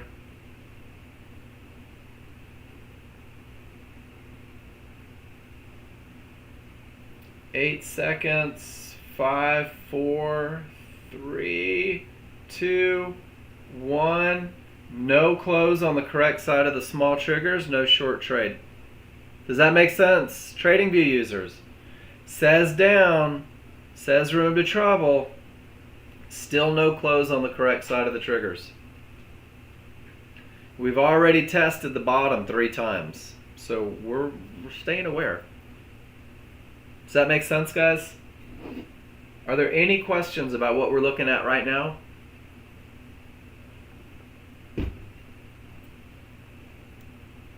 It's our whole day. What'd you do today, Mark? Not a damn thing. Sat on my hands. Waited for an edge. When it presented itself, I entered the market. Until it presented itself, I did nothing. We've got 11 seconds. Let's see where it closes. 4, 3, 2, 1. Whoops, accidentally double popped it. That's a lot of risk. What's the expectation? If it's going to go down, somewhere right around that trouble, right? That's a lot of risk. But guys, that's what we're doing. We're timing, we're waiting for zones, we're getting on the right side of the triggers. Doesn't mean that it's going to work, but if you're timing your entries, that's how you're going to time your entries. That's what you're going to do over and over to make sure that you're in at the right spot. And then once you're in at the right spot, you may even go back and make sure that you were taking the right trade, right? You may present that and say, all right, Mark, I got in at the triggers. These were down. This was transition. I had room back here. And I tried to take that close on the wrong side and they got me, right? And then we look at it and we start going to that next level. We say, all right, well, let's talk about where we are and where we've been and how far we are from the actual trouble, and maybe they just want to push up higher, right? And the first one against those strong triggers didn't work. Doesn't mean that it's not the right trade. It just means that it didn't work, guys. And you have to be prepared to take a loser every now and then when rules met don't work. It's not about the wins and the losses, right? It's more about the process. Because if I take the same look 100 times, I'm probably going to win 60 or 70 of them. Victor, you say it's not cooperating? Small triggers up, right? Transition. Don't have momentum on the small chart to take a momentum style trade, which means that if these small triggers turn against like they have, I need to pull back to the area and I would need a close on the correct side of the triggers. Nothing more frustrating than wanting to be in a trade and not getting your rules met. Nothing more frustrating than looking at a chart and saying, my rules say don't trade into a termination condition. Looking at a chart and saying, whoa, I do have momentum. I do have a clear path. And then just saying, gosh, I hope they come back and get me. I hope they pull back to an area inside of triggers. And guys, that's your look. And now we're at the mercy of the market. Will they come for us before they hit that red line? That's the question. Pablo, it's tough, isn't it?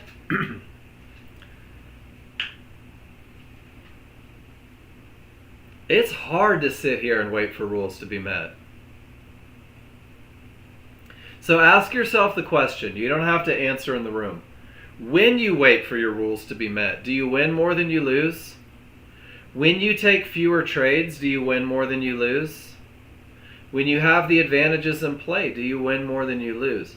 And every one of you is on a journey right now to build trust in that idea. Every one of you is on a journey to trade what your indicators say rather than what your gut's telling you. It's hard. I'm not going to lie to you, but it's doable. It is doable. And guys, look at this. We've called our shot. Strong triggers up, nothing in the way. That's it. There's one spot.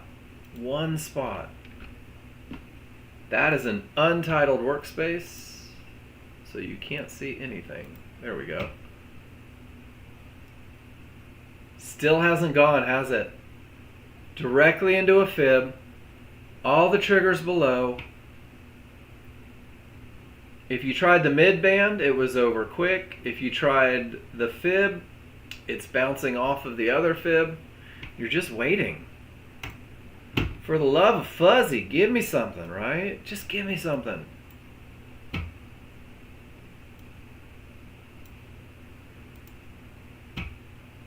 And look at that. They just wanted to get up a little bit higher. Just wanted to get up a little bit higher.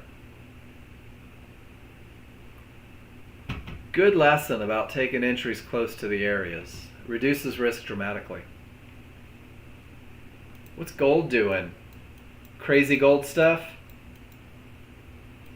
Small triggers up. Strong side of the small triggers. There was your momentum trade. Worked beautifully all the way up to trouble.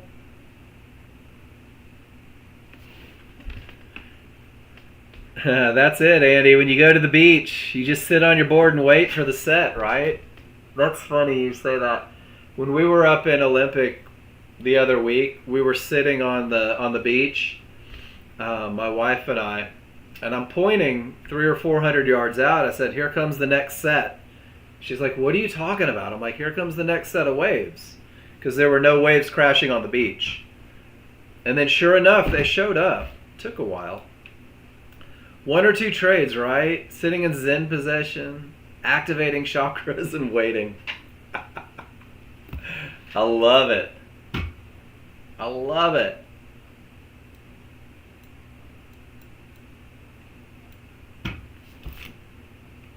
"90% of your day.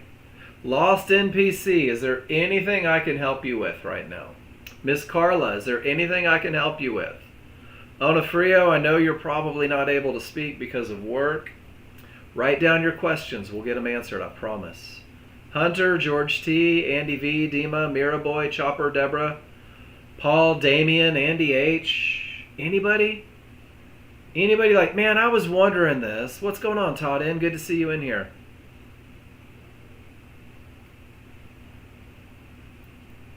It's interesting. I ask John Novak no less than 50 questions a week.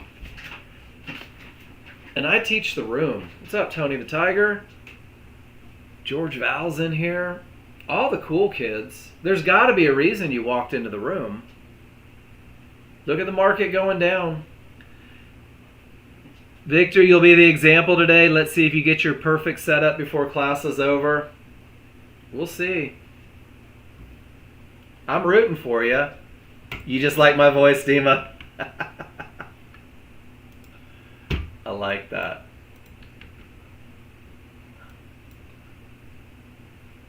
Uh-oh. Are they trying? Are they trying to pull back to the mid-band at the bottom of the triggers? It's all sinking in, Andy. We have 3 Andys. It's got to be a good day. It's interesting. Who's been with me 30 days or longer? You don't have to answer, but I want you to ask yourself, is the market moving slower? Are my entries more obvious? Does it feel easier than it did 30 days ago? I think people are often surprised. In the beginning, it's overwhelming. In the beginning, so when my wife was learning to trade, and I'm teaching my wife to trade, and if you've ever taught your wife anything, it's not always the easiest recipe for success. Momentum, path, that mid-band represents our entry point, guys. That fits the rules. It's right here. So what happens, when I was teaching my wife, and I brag about my wife a lot because she's worth bragging about. Brilliant. Spent 20 years in cardiovascular operating rooms, trauma surgery rooms. And she was learning to read the indicators, and we were done. It was like day 2 or 3. And she goes, "I'm going to go to the hospital and read an EKG so I can feel smart again." And I think it's so funny. So what drives the VWAP? It is a volume-weighted average price. So price drives it, George. Beyond that, I don't know a lot about it other than it's like a brick wall. It is like an absolute brick wall, and price respects it. And I refuse to trade into it.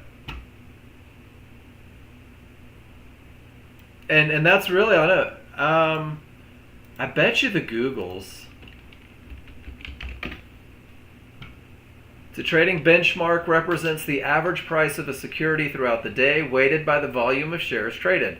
It gives more importance to prices at which higher trading volume occurred. That's pretty cool, right? Offering a more accurate picture of market activity than a simple price range. Traders use the VWAP to assess fairness, evaluate trade execution, and identify short-term support and resistance levels by comparing price. So guys, you see that as the white line right there, the VWAP. Audio staggering, Guys, is everybody getting a weird little hitch on the audio, or is it just Paul? I can close down and come back real quick. Cool. Give me 1 second. Be right back.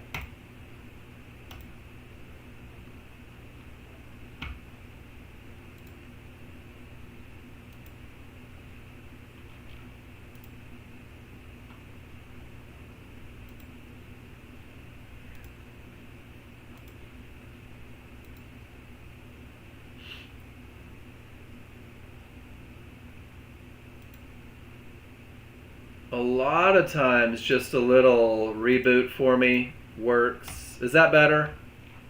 You guys should be able to see my screen now. Close and came back same. So I'll do my close and come back and see if that helps. Can you guys hear me all right so far? Cool. So far so good. I like it. Everything says up. Room to get to where you're going. What's the only challenge on this one? Your close on the correct side gave you 2 points, $40 worth of potential profit to get back to the trouble on the 1 minute chart. You guys remember when we talked about 1 minute charts and when are those areas most likely to create problems? When are they most likely to create a bounce? When you're on the weak side of the small triggers. And we're on the weak side of the small triggers, and you have to be aware. And if you choose to take a long trade, you have your management hat on right now. Does that make sense, everybody? I don't tell you to take the trade. I don't tell you to not take the trade. My job is to teach you when there's something in the way that could mess up your good time. So if you are in at 72.75,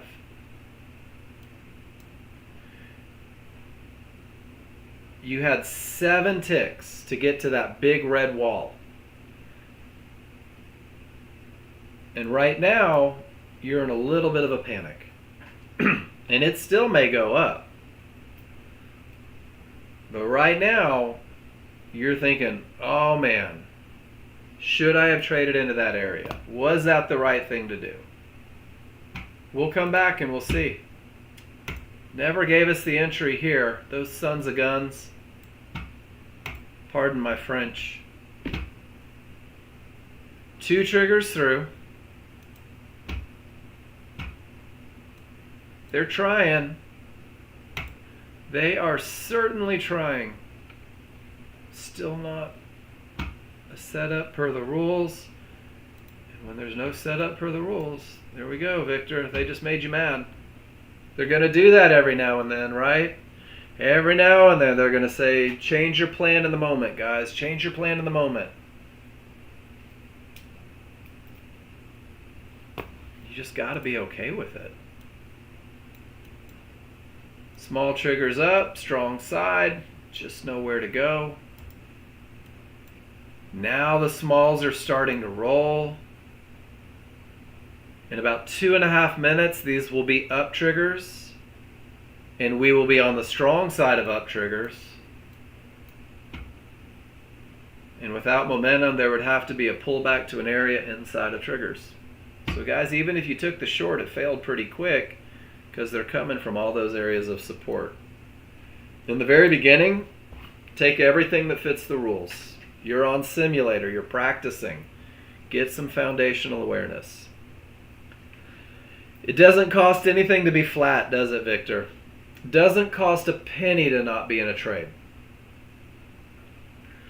And I can't stress this enough. So my brother and I have 2 different thoughts. Just so you know, my brother's been reading indicators for 30 years, 30 plus years. Nexgen's been teaching people to read indicators for almost 30 years now. Guys, when I approach the room, one of the things that I say, and this is so important that you guys believe this, is that your plans that are provided for the brand new user are stepping stones. This is the beginning. This is the foundation. This is step 1. This is remedial. This is kindergarten.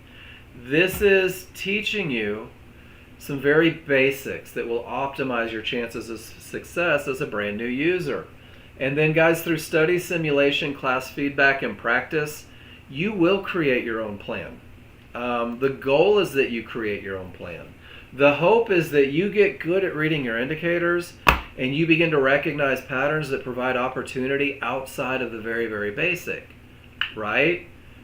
One step at a time. I am sailing. I'm not sure, Victor.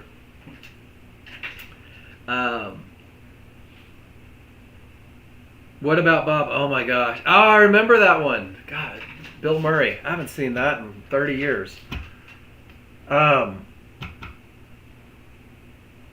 And the question was presented to me, Mark, if there's more opportunity in the market, why don't you just teach every opportunity? Guys, I don't know that I could teach every opportunity. Because everybody sees things different. Everybody reads, like has the feeling of what's comfortable, what's not comfortable. Everybody's different. Everybody's going to manage different. Everybody's going to say, I love an entry on the right side of the triggers because these are up, because I'm on the strong side of the triggers. If this bar closes above trouble, I'll take that trade, right? And some people say, well, I don't want to trade into an HVA. And some people say, well, it's been down all day, I'm just not comfortable taking the trade. And everybody's different. So in the beginning, if you keep it super black and white, and you just take everything on simulator, you'll begin to weed out what's your trades. You'll begin to weed out looks that you're not comfortable with. You'll be able to begin adding ideas that maybe when everything is up from a termination, you don't wait for the breakout. You just jump the fudge in and hope for the best, right? And a lot of you do that. So remember that when we talk in the room and we're like, oh, rules weren't met, right? Rules weren't met. Those rules are there to keep you safe.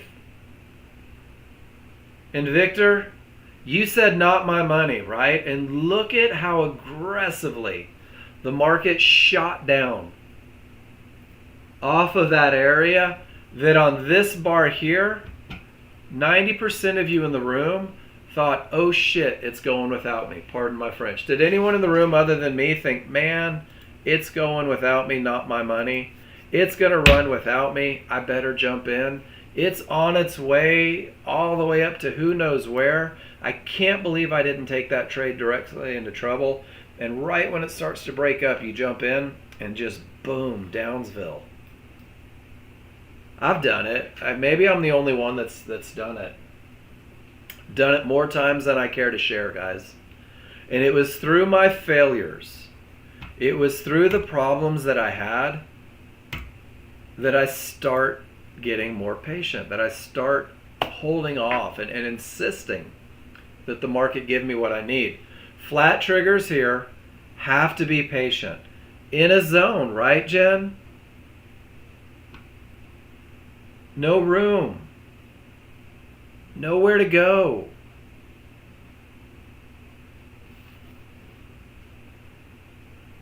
Patience is so hard. Victor says, my experience has been that when the prices in transition or on the weak side of the triggers, the trade does not work. Victor, I'm going to respectfully disagree with you. There's a lot of times in transition or from the weak side that the trade works beautifully. And so, Victor, if you dig a little bit deeper, from transition to the weak side, the trades are more likely to work with absolutely nothing in the way. From the transition or the weak side, the trades are more likely to work with nothing in the way. So that eliminates a ton of trades from the weak side when there's not room to run.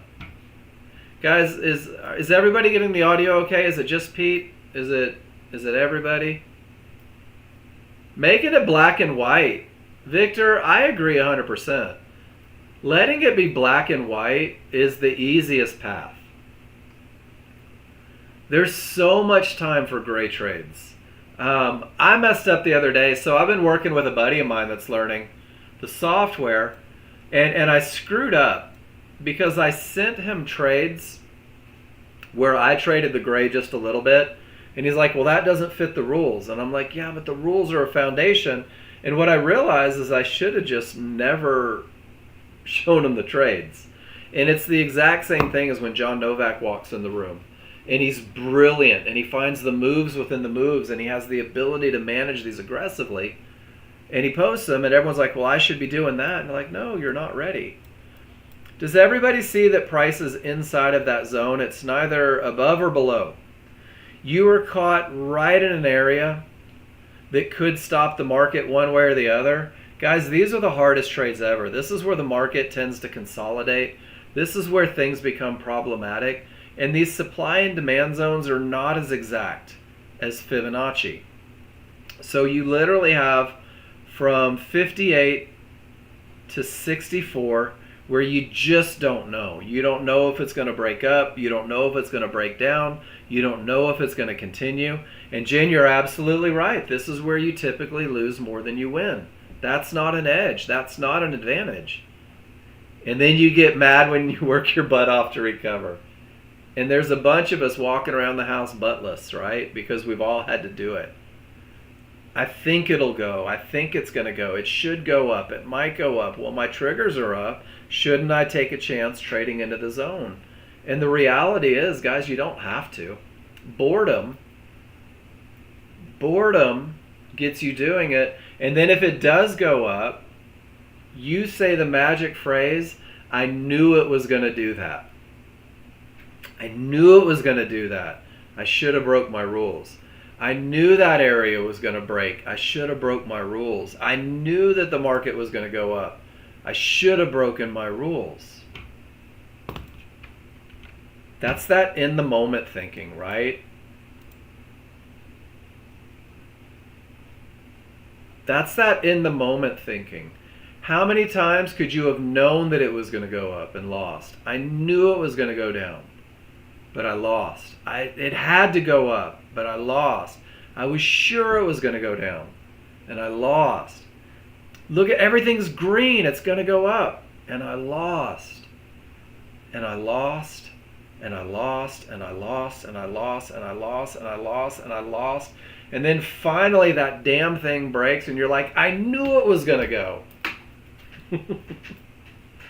That's day trading. Guys, our opinions stink. Our opinions are horrible. Our gut feelings are typically detrimental to our long-term success. And one's going to get away every now and then. The market's going to run without you. And by then you've already lost enough, right, Dima? So you can't even take this one because your broker has you on hold waiting for your routing information to put more money in the account because you gave it all away here.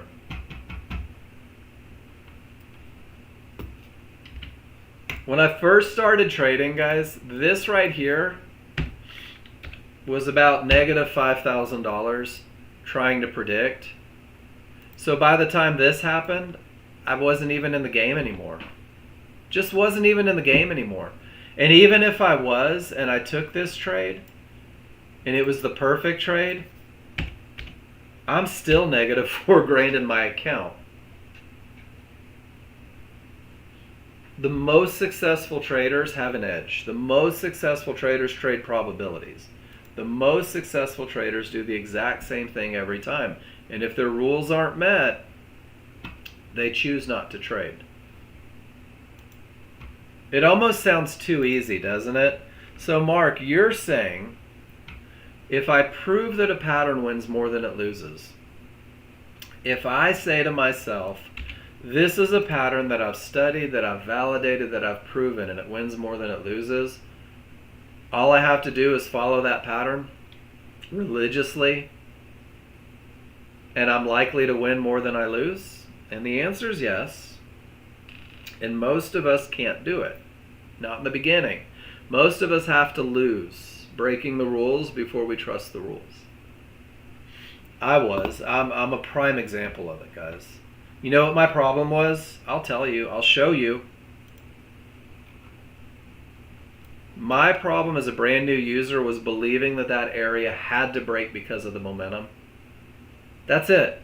My problem as a new user was believing that that Fibonacci support had to break because the market was coming from a termination.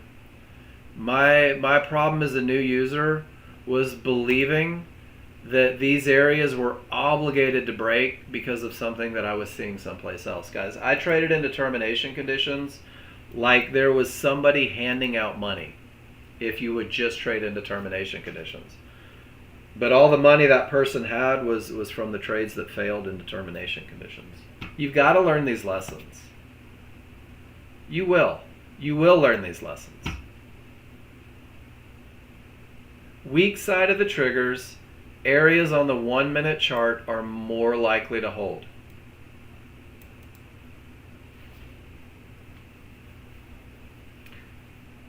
That area more likely to hold is also the top of that zone. Is it okay to let it get outside? I think so. I think so.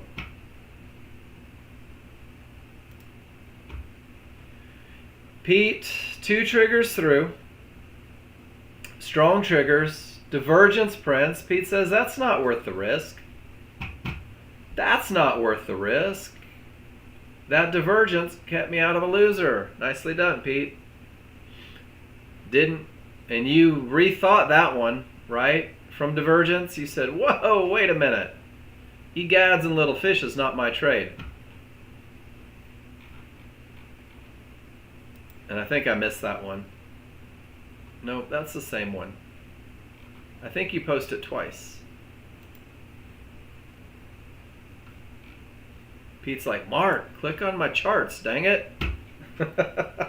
I will miss them sometimes, guys. Pete doesn't let me get away with it. Great rules adherence, right? It's only 2 triggers. Divergence prints. It's more likely to do that than it is to just bounce. Pete recognizes the pattern.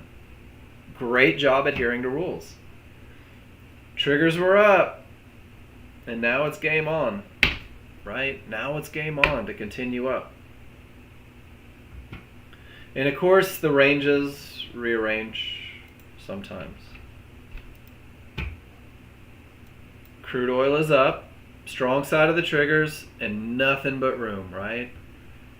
How do you get Snagit to show your pictures?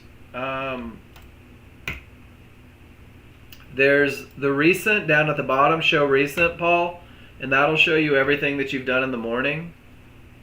And then library will show you like everything that you've ever done. Is that what you were wondering? So editor, show recent. That's kind of what you did this morning. Awesome. And then if you're like, man, I took the best picture 2 days ago. Let me scroll back and see if I can find it. That's a picture I took earlier. Did you guys know that the greatest athletes in the world seek out coaching? They ask somebody with a great knowledge base to sit on the sidelines and look at what they do so they can give feedback and they can do it better. Are the yellow dots on the 1 minute a zone? So the yellow dots, Miss Carla, are what we call one-to-ones. And what a one-to-one is a 100% Fibonacci alternate. So let me give you this. I gave this out earlier today too. This is a good one for you new users, new to TradingView. These are all of the indicators that you'll see on your chart. So trigger lines. You'll see divergence, the negative number with the cyan or magenta line. That's the loss of momentum. You'll see yellow one-to-ones and pink one-to-ones. These are 100% Fibonacci alternates. They can behave as support or resistance. You'll see mid bands and outer bands. And you'll see zones. So there's your whole run through. But they are considered an area. And areas can stop the market, especially on the large chart.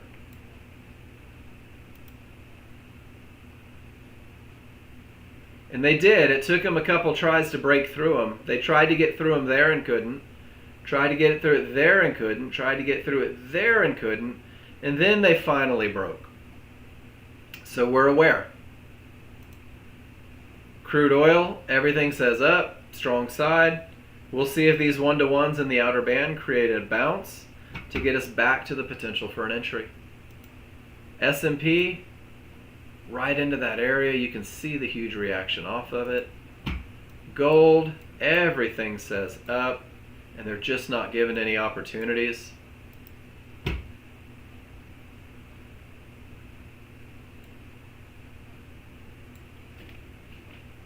Your trade is coming. The market's like a bus, right? Miss one, the next one's coming along.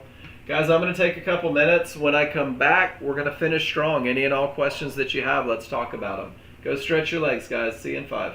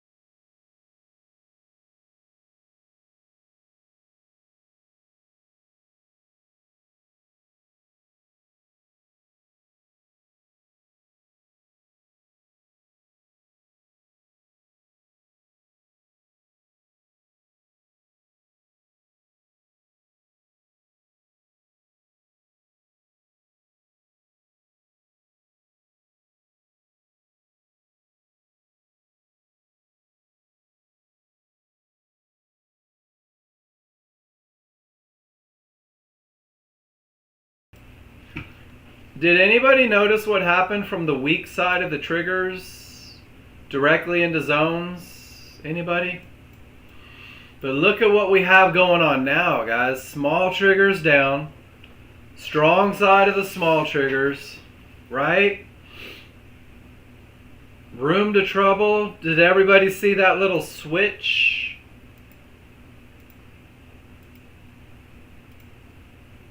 I don't have my credentials. Dang it. I was going to load up my live account. Did everybody see that transition? Pretty cool, right? Pete, everything's screaming up, nothing in the way. You jump in and you get paid. Nice job. So what does the plan say? The plan says with the small triggers down, from the strong side of the small triggers, with room, we already see the zones, right? We already see the mid band. Can we cross our fingers and hope for a pullback? That's what I'm doing.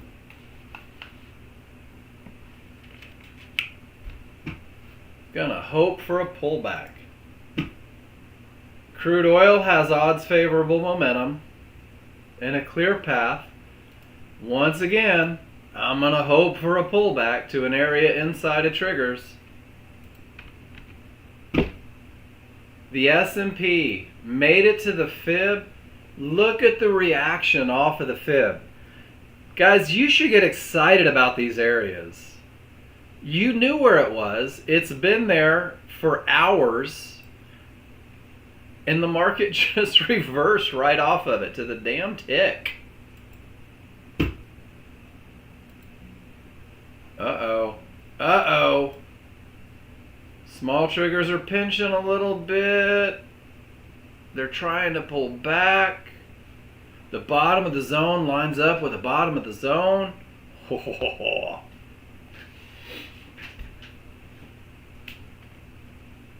I'm waiting for an area, Hamid. I'm waiting for a mid-band.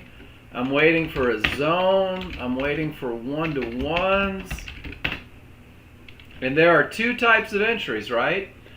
Since the small triggers have rolled, Hamid, my only option, if I'm following the KISS plan, is to wait for a pullback to the area with a down bar close on the other side of the triggers, on the good side of the triggers. That's my only option. I didn't even make it to the one-to-ones for a momentum trade. So I'm kind of hoping, that there's some buyers out there, that the small crowd fights, that they push up, that they get me to that area so that I can follow a rules-based entry.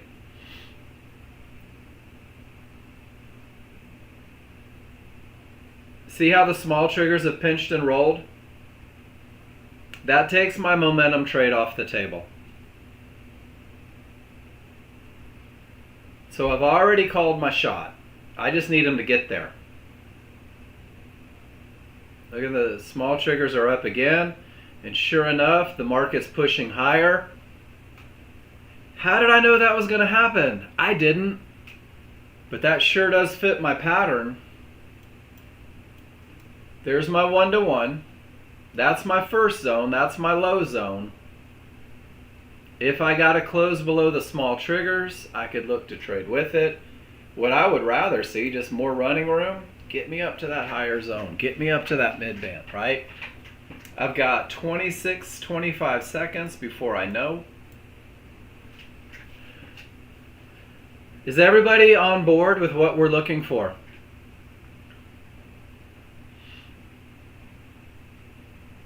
I refuse to fight the small triggers. I won't do it. And because I won't do it, 2, 1, that's not my bar. We're going to see. I'm going to follow the KISS plan, guys. It says pull back to an area with a close on the correct side of the triggers. That's it. It's stress-free, right? I know exactly what I need to see. I know exactly where I need to see it. I'll be darned. Gush golly darned. They're trying to push up again, aren't they? Does anybody in here just think to themselves, oh my gosh, I avoid so many losers by not trading my opinion?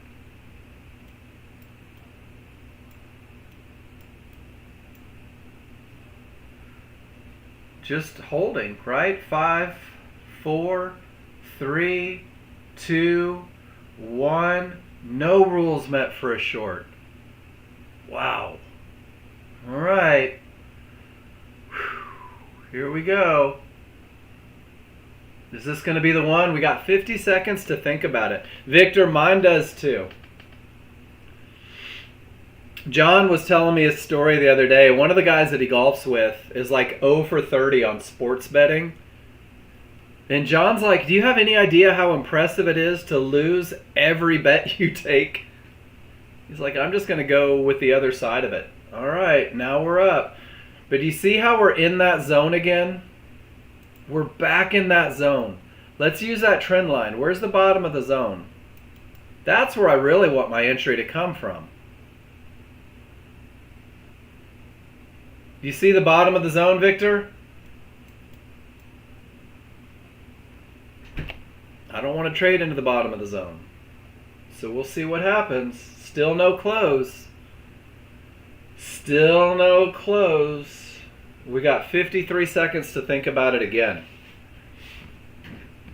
Who went short right at the area and got run over? I see that a lot. I see that a lot. I'll just trade the area because I've been trading Rinko bars for the last 10 years and it says go at the area. Minute bars are different, my friends. Minute bars are different. And the cool thing is, if they never give you an entry, you can't lose a trade that doesn't get the entry. 18 seconds. 14 seconds. Avoidable losses.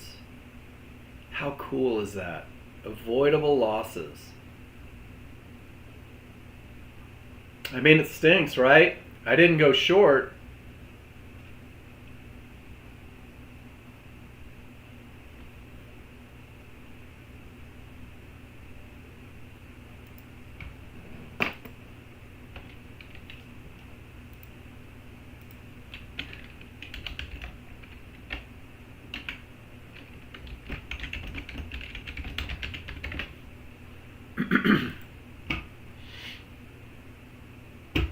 Well, dang it. I didn't get to lose any money. Son of a gun. Did we follow the plan? I feel like we did.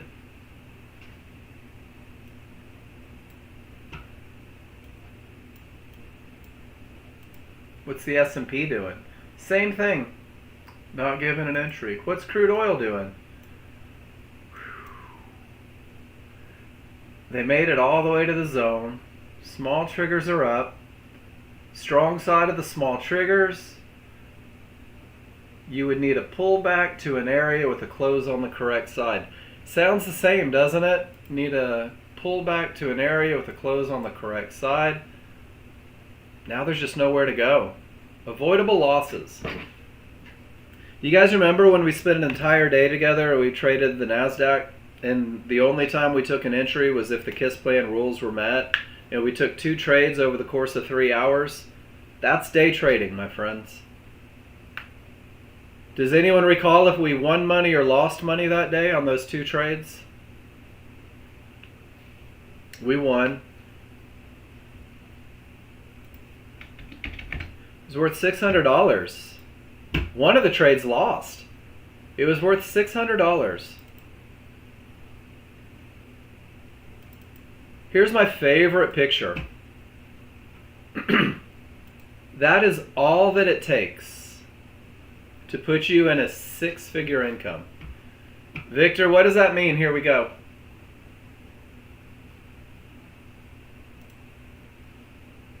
Flat. 71 is the top of the outer band. Where are you going to go if it does? You've got flat lifeless triggers. You've got 1-to-1s at 68. You've got an outer band at 70. And a close below would put you in right there, right? We'll see what happens. We can come back to it. Guys, $400 a day is all it takes. Six-figure income. We're outside of the outer bands. This is one of those looks where the buyers won.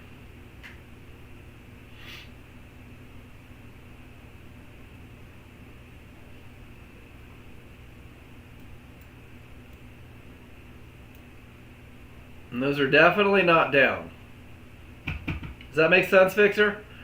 That's what you call getting married to a trade.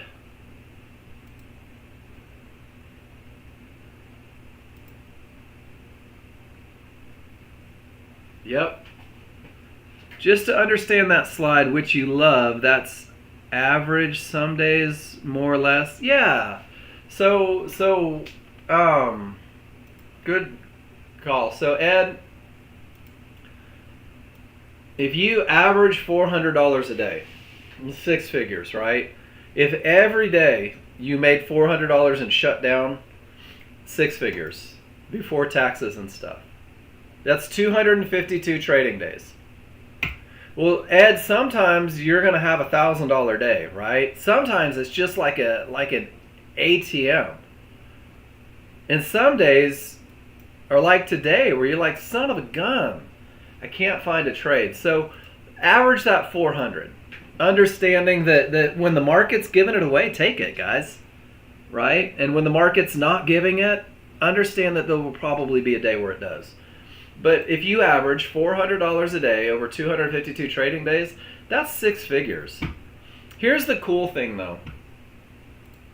Have you guys heard of a trade copier? Well, for your plan it was, Pete. For your plan it was. You can make $100 a day, and you can mirror it on 10 accounts.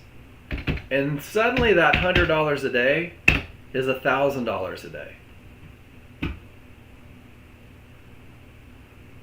That's what trade copiers do for you. In the funding company, you can do it on 5.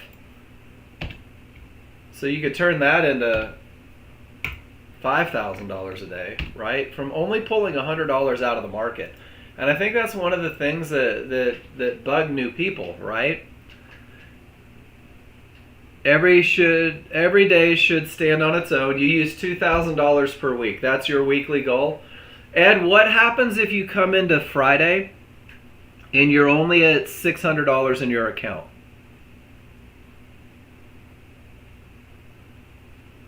Do you say, I'm gonna try to make $1,400 today? That's one of the things that gets me in trouble, Ed. I'm not saying it gets you in trouble. When I decide how much I have to make, like, obviously my goal is to make $400 a day minimum. That's it. But I go into every day, I'm going to take what the market gives me. I'm going to take what the market is offering. I'm going to take what the market is there, right? Yeah, so you just don't chase it. Let it be your money. And what you'll find is very often things work out without a doubt. So Paul, you would have to have 5 accounts, and then you would have to have the copiers.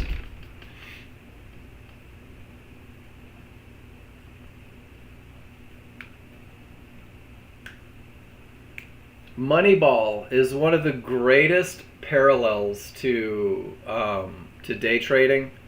Have you guys seen Moneyball with Brad Pitt? Base hits pay bills. Base hits win games, right? I'm not looking for home run hitters, guys. I'm not looking to make all the money in one trade. Give me a couple base hits. Eventually they add up. Ask NASCAR fans. 3 lefts make a right eventually, right? That was such a good movie. I just don't think trading has to be as difficult as we make it. I think the desire for money fuels our decisions. And when you focus on the process and not the results tend to follow. So yeah, so what you would do, Paul, is, let's just, if you went to the funding site,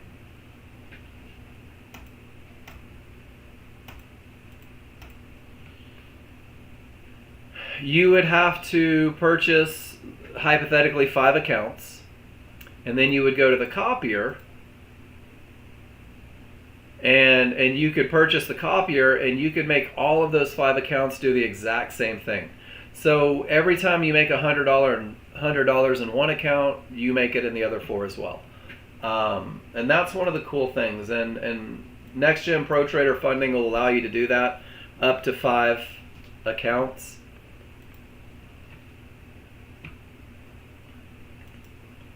Pete, we saw this one. Strong triggers, directly into a divergence low, but with all that momentum, you ride it up. Base hits pay bills, $100 a pop. Nicely done, Pete. That's okay. Well, you've been busy making money.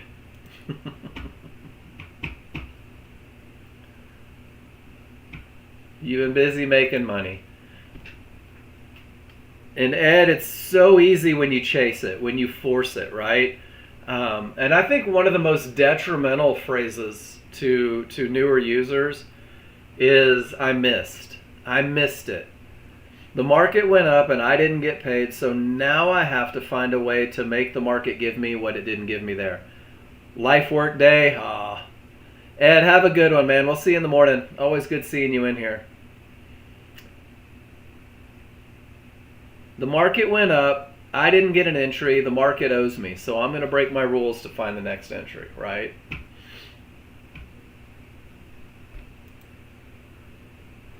Smalls up. Transition side of the smalls.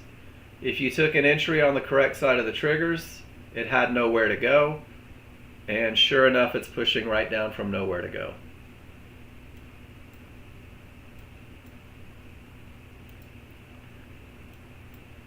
Look how that held. Whew. Big ugly zone. Gold, small triggers down. Stuck in areas right at the outer band.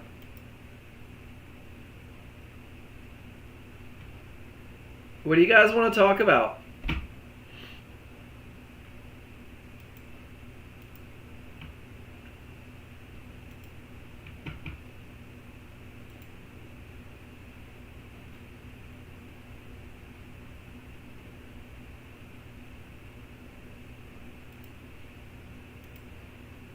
What's on your mind, ladies and gentlemen? Waiting another 7 minutes and then you'll review again. Waiting to see what this one does.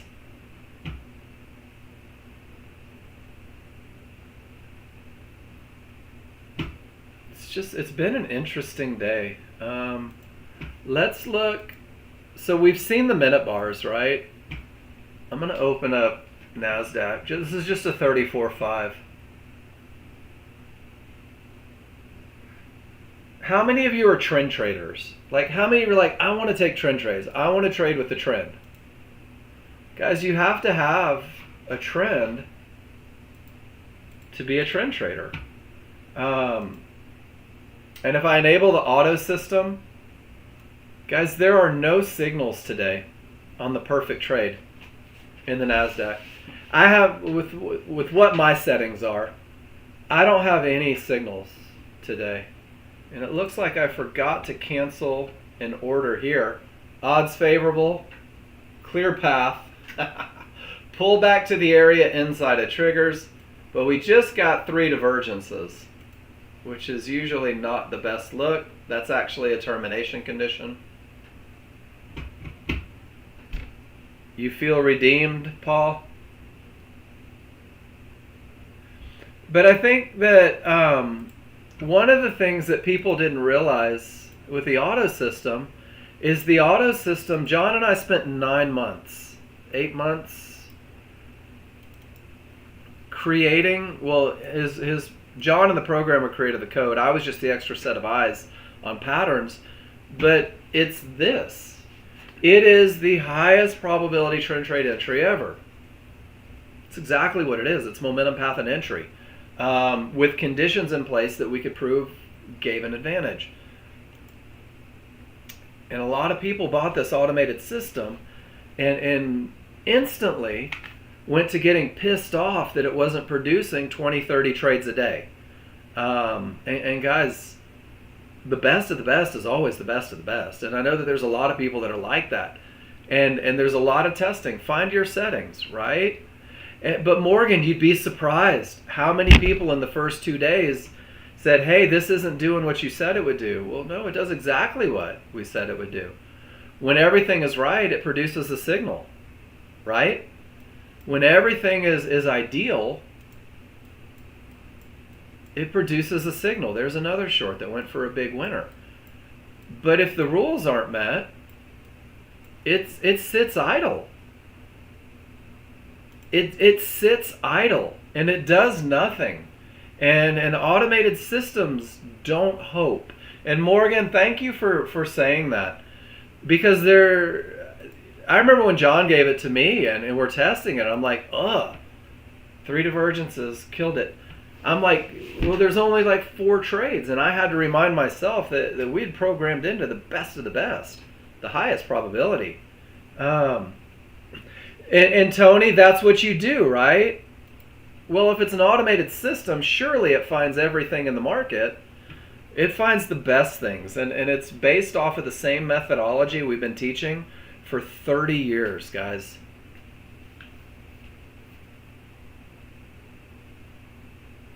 You turn it off until you like the look. I like it. And guys, you'll find your way with it.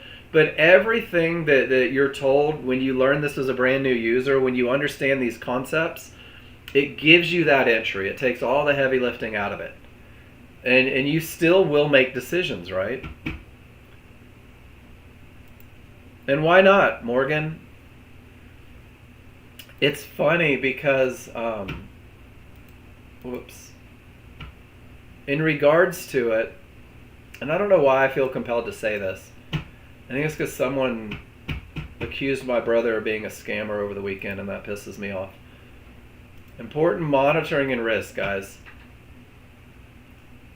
It's not a set it and forget it, right? It's the best entry you could ever take. Throw a little discretion in there. Throw a little discretion in there. They're trying. After lunch will probably be outstanding. That's my prediction. After lunch will be outstanding in the NASDAQ. It's Monday morning, guys. You ever slide into the office Monday morning and you're not as productive as you should be? Market does the same thing.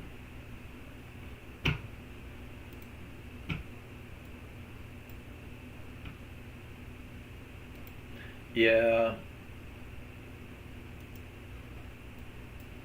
I won't hesitate to tell you I can be an asshole, but I'm not a liar or a thief. And my brother is very much the same. You took one trade and you haven't lost. You're at 100%, right? You're at 100%, Jen. Bored out of your skull, but you're 100%. But you're up money?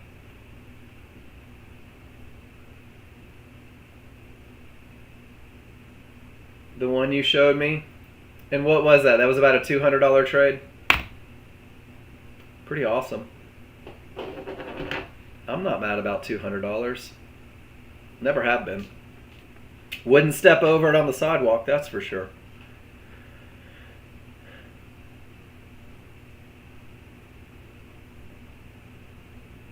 $210 seconds, Victor. Yeah. Andy, I can't work for something that I don't believe in. I can't be a part of something I don't believe in. And I do. I believe in this 100%. There's no doubt in my mind that what we teach works. The only part of the equation that we're not in control of is you guys. Paul, you've been here for a few years. You'll continue for many more. I like it. Yeah, organic. Lot of scams out there. Lot of scams out there, guys. Don't fall for it. I will answer every message that you guys send me, but I will never initiate a conversation or a friend request. I think I've done it once since we've been on Discord. Andy, you will. You're just building trust in the methodology. You guys, once you build trust, trading changes. Once you stop chasing the money, trading changes. Once you recognize the pattern, trading changes. Trading isn't nearly as difficult. What's difficult is doing nothing. Go walk the dogs. Yeah, have fun. I'll make all the money for you this afternoon, Jen, while you're cooking dinner. You and your time zone. I'm excited about the afternoon. I love trading after lunch. I do love trading after lunch. All right, guys. I'm going to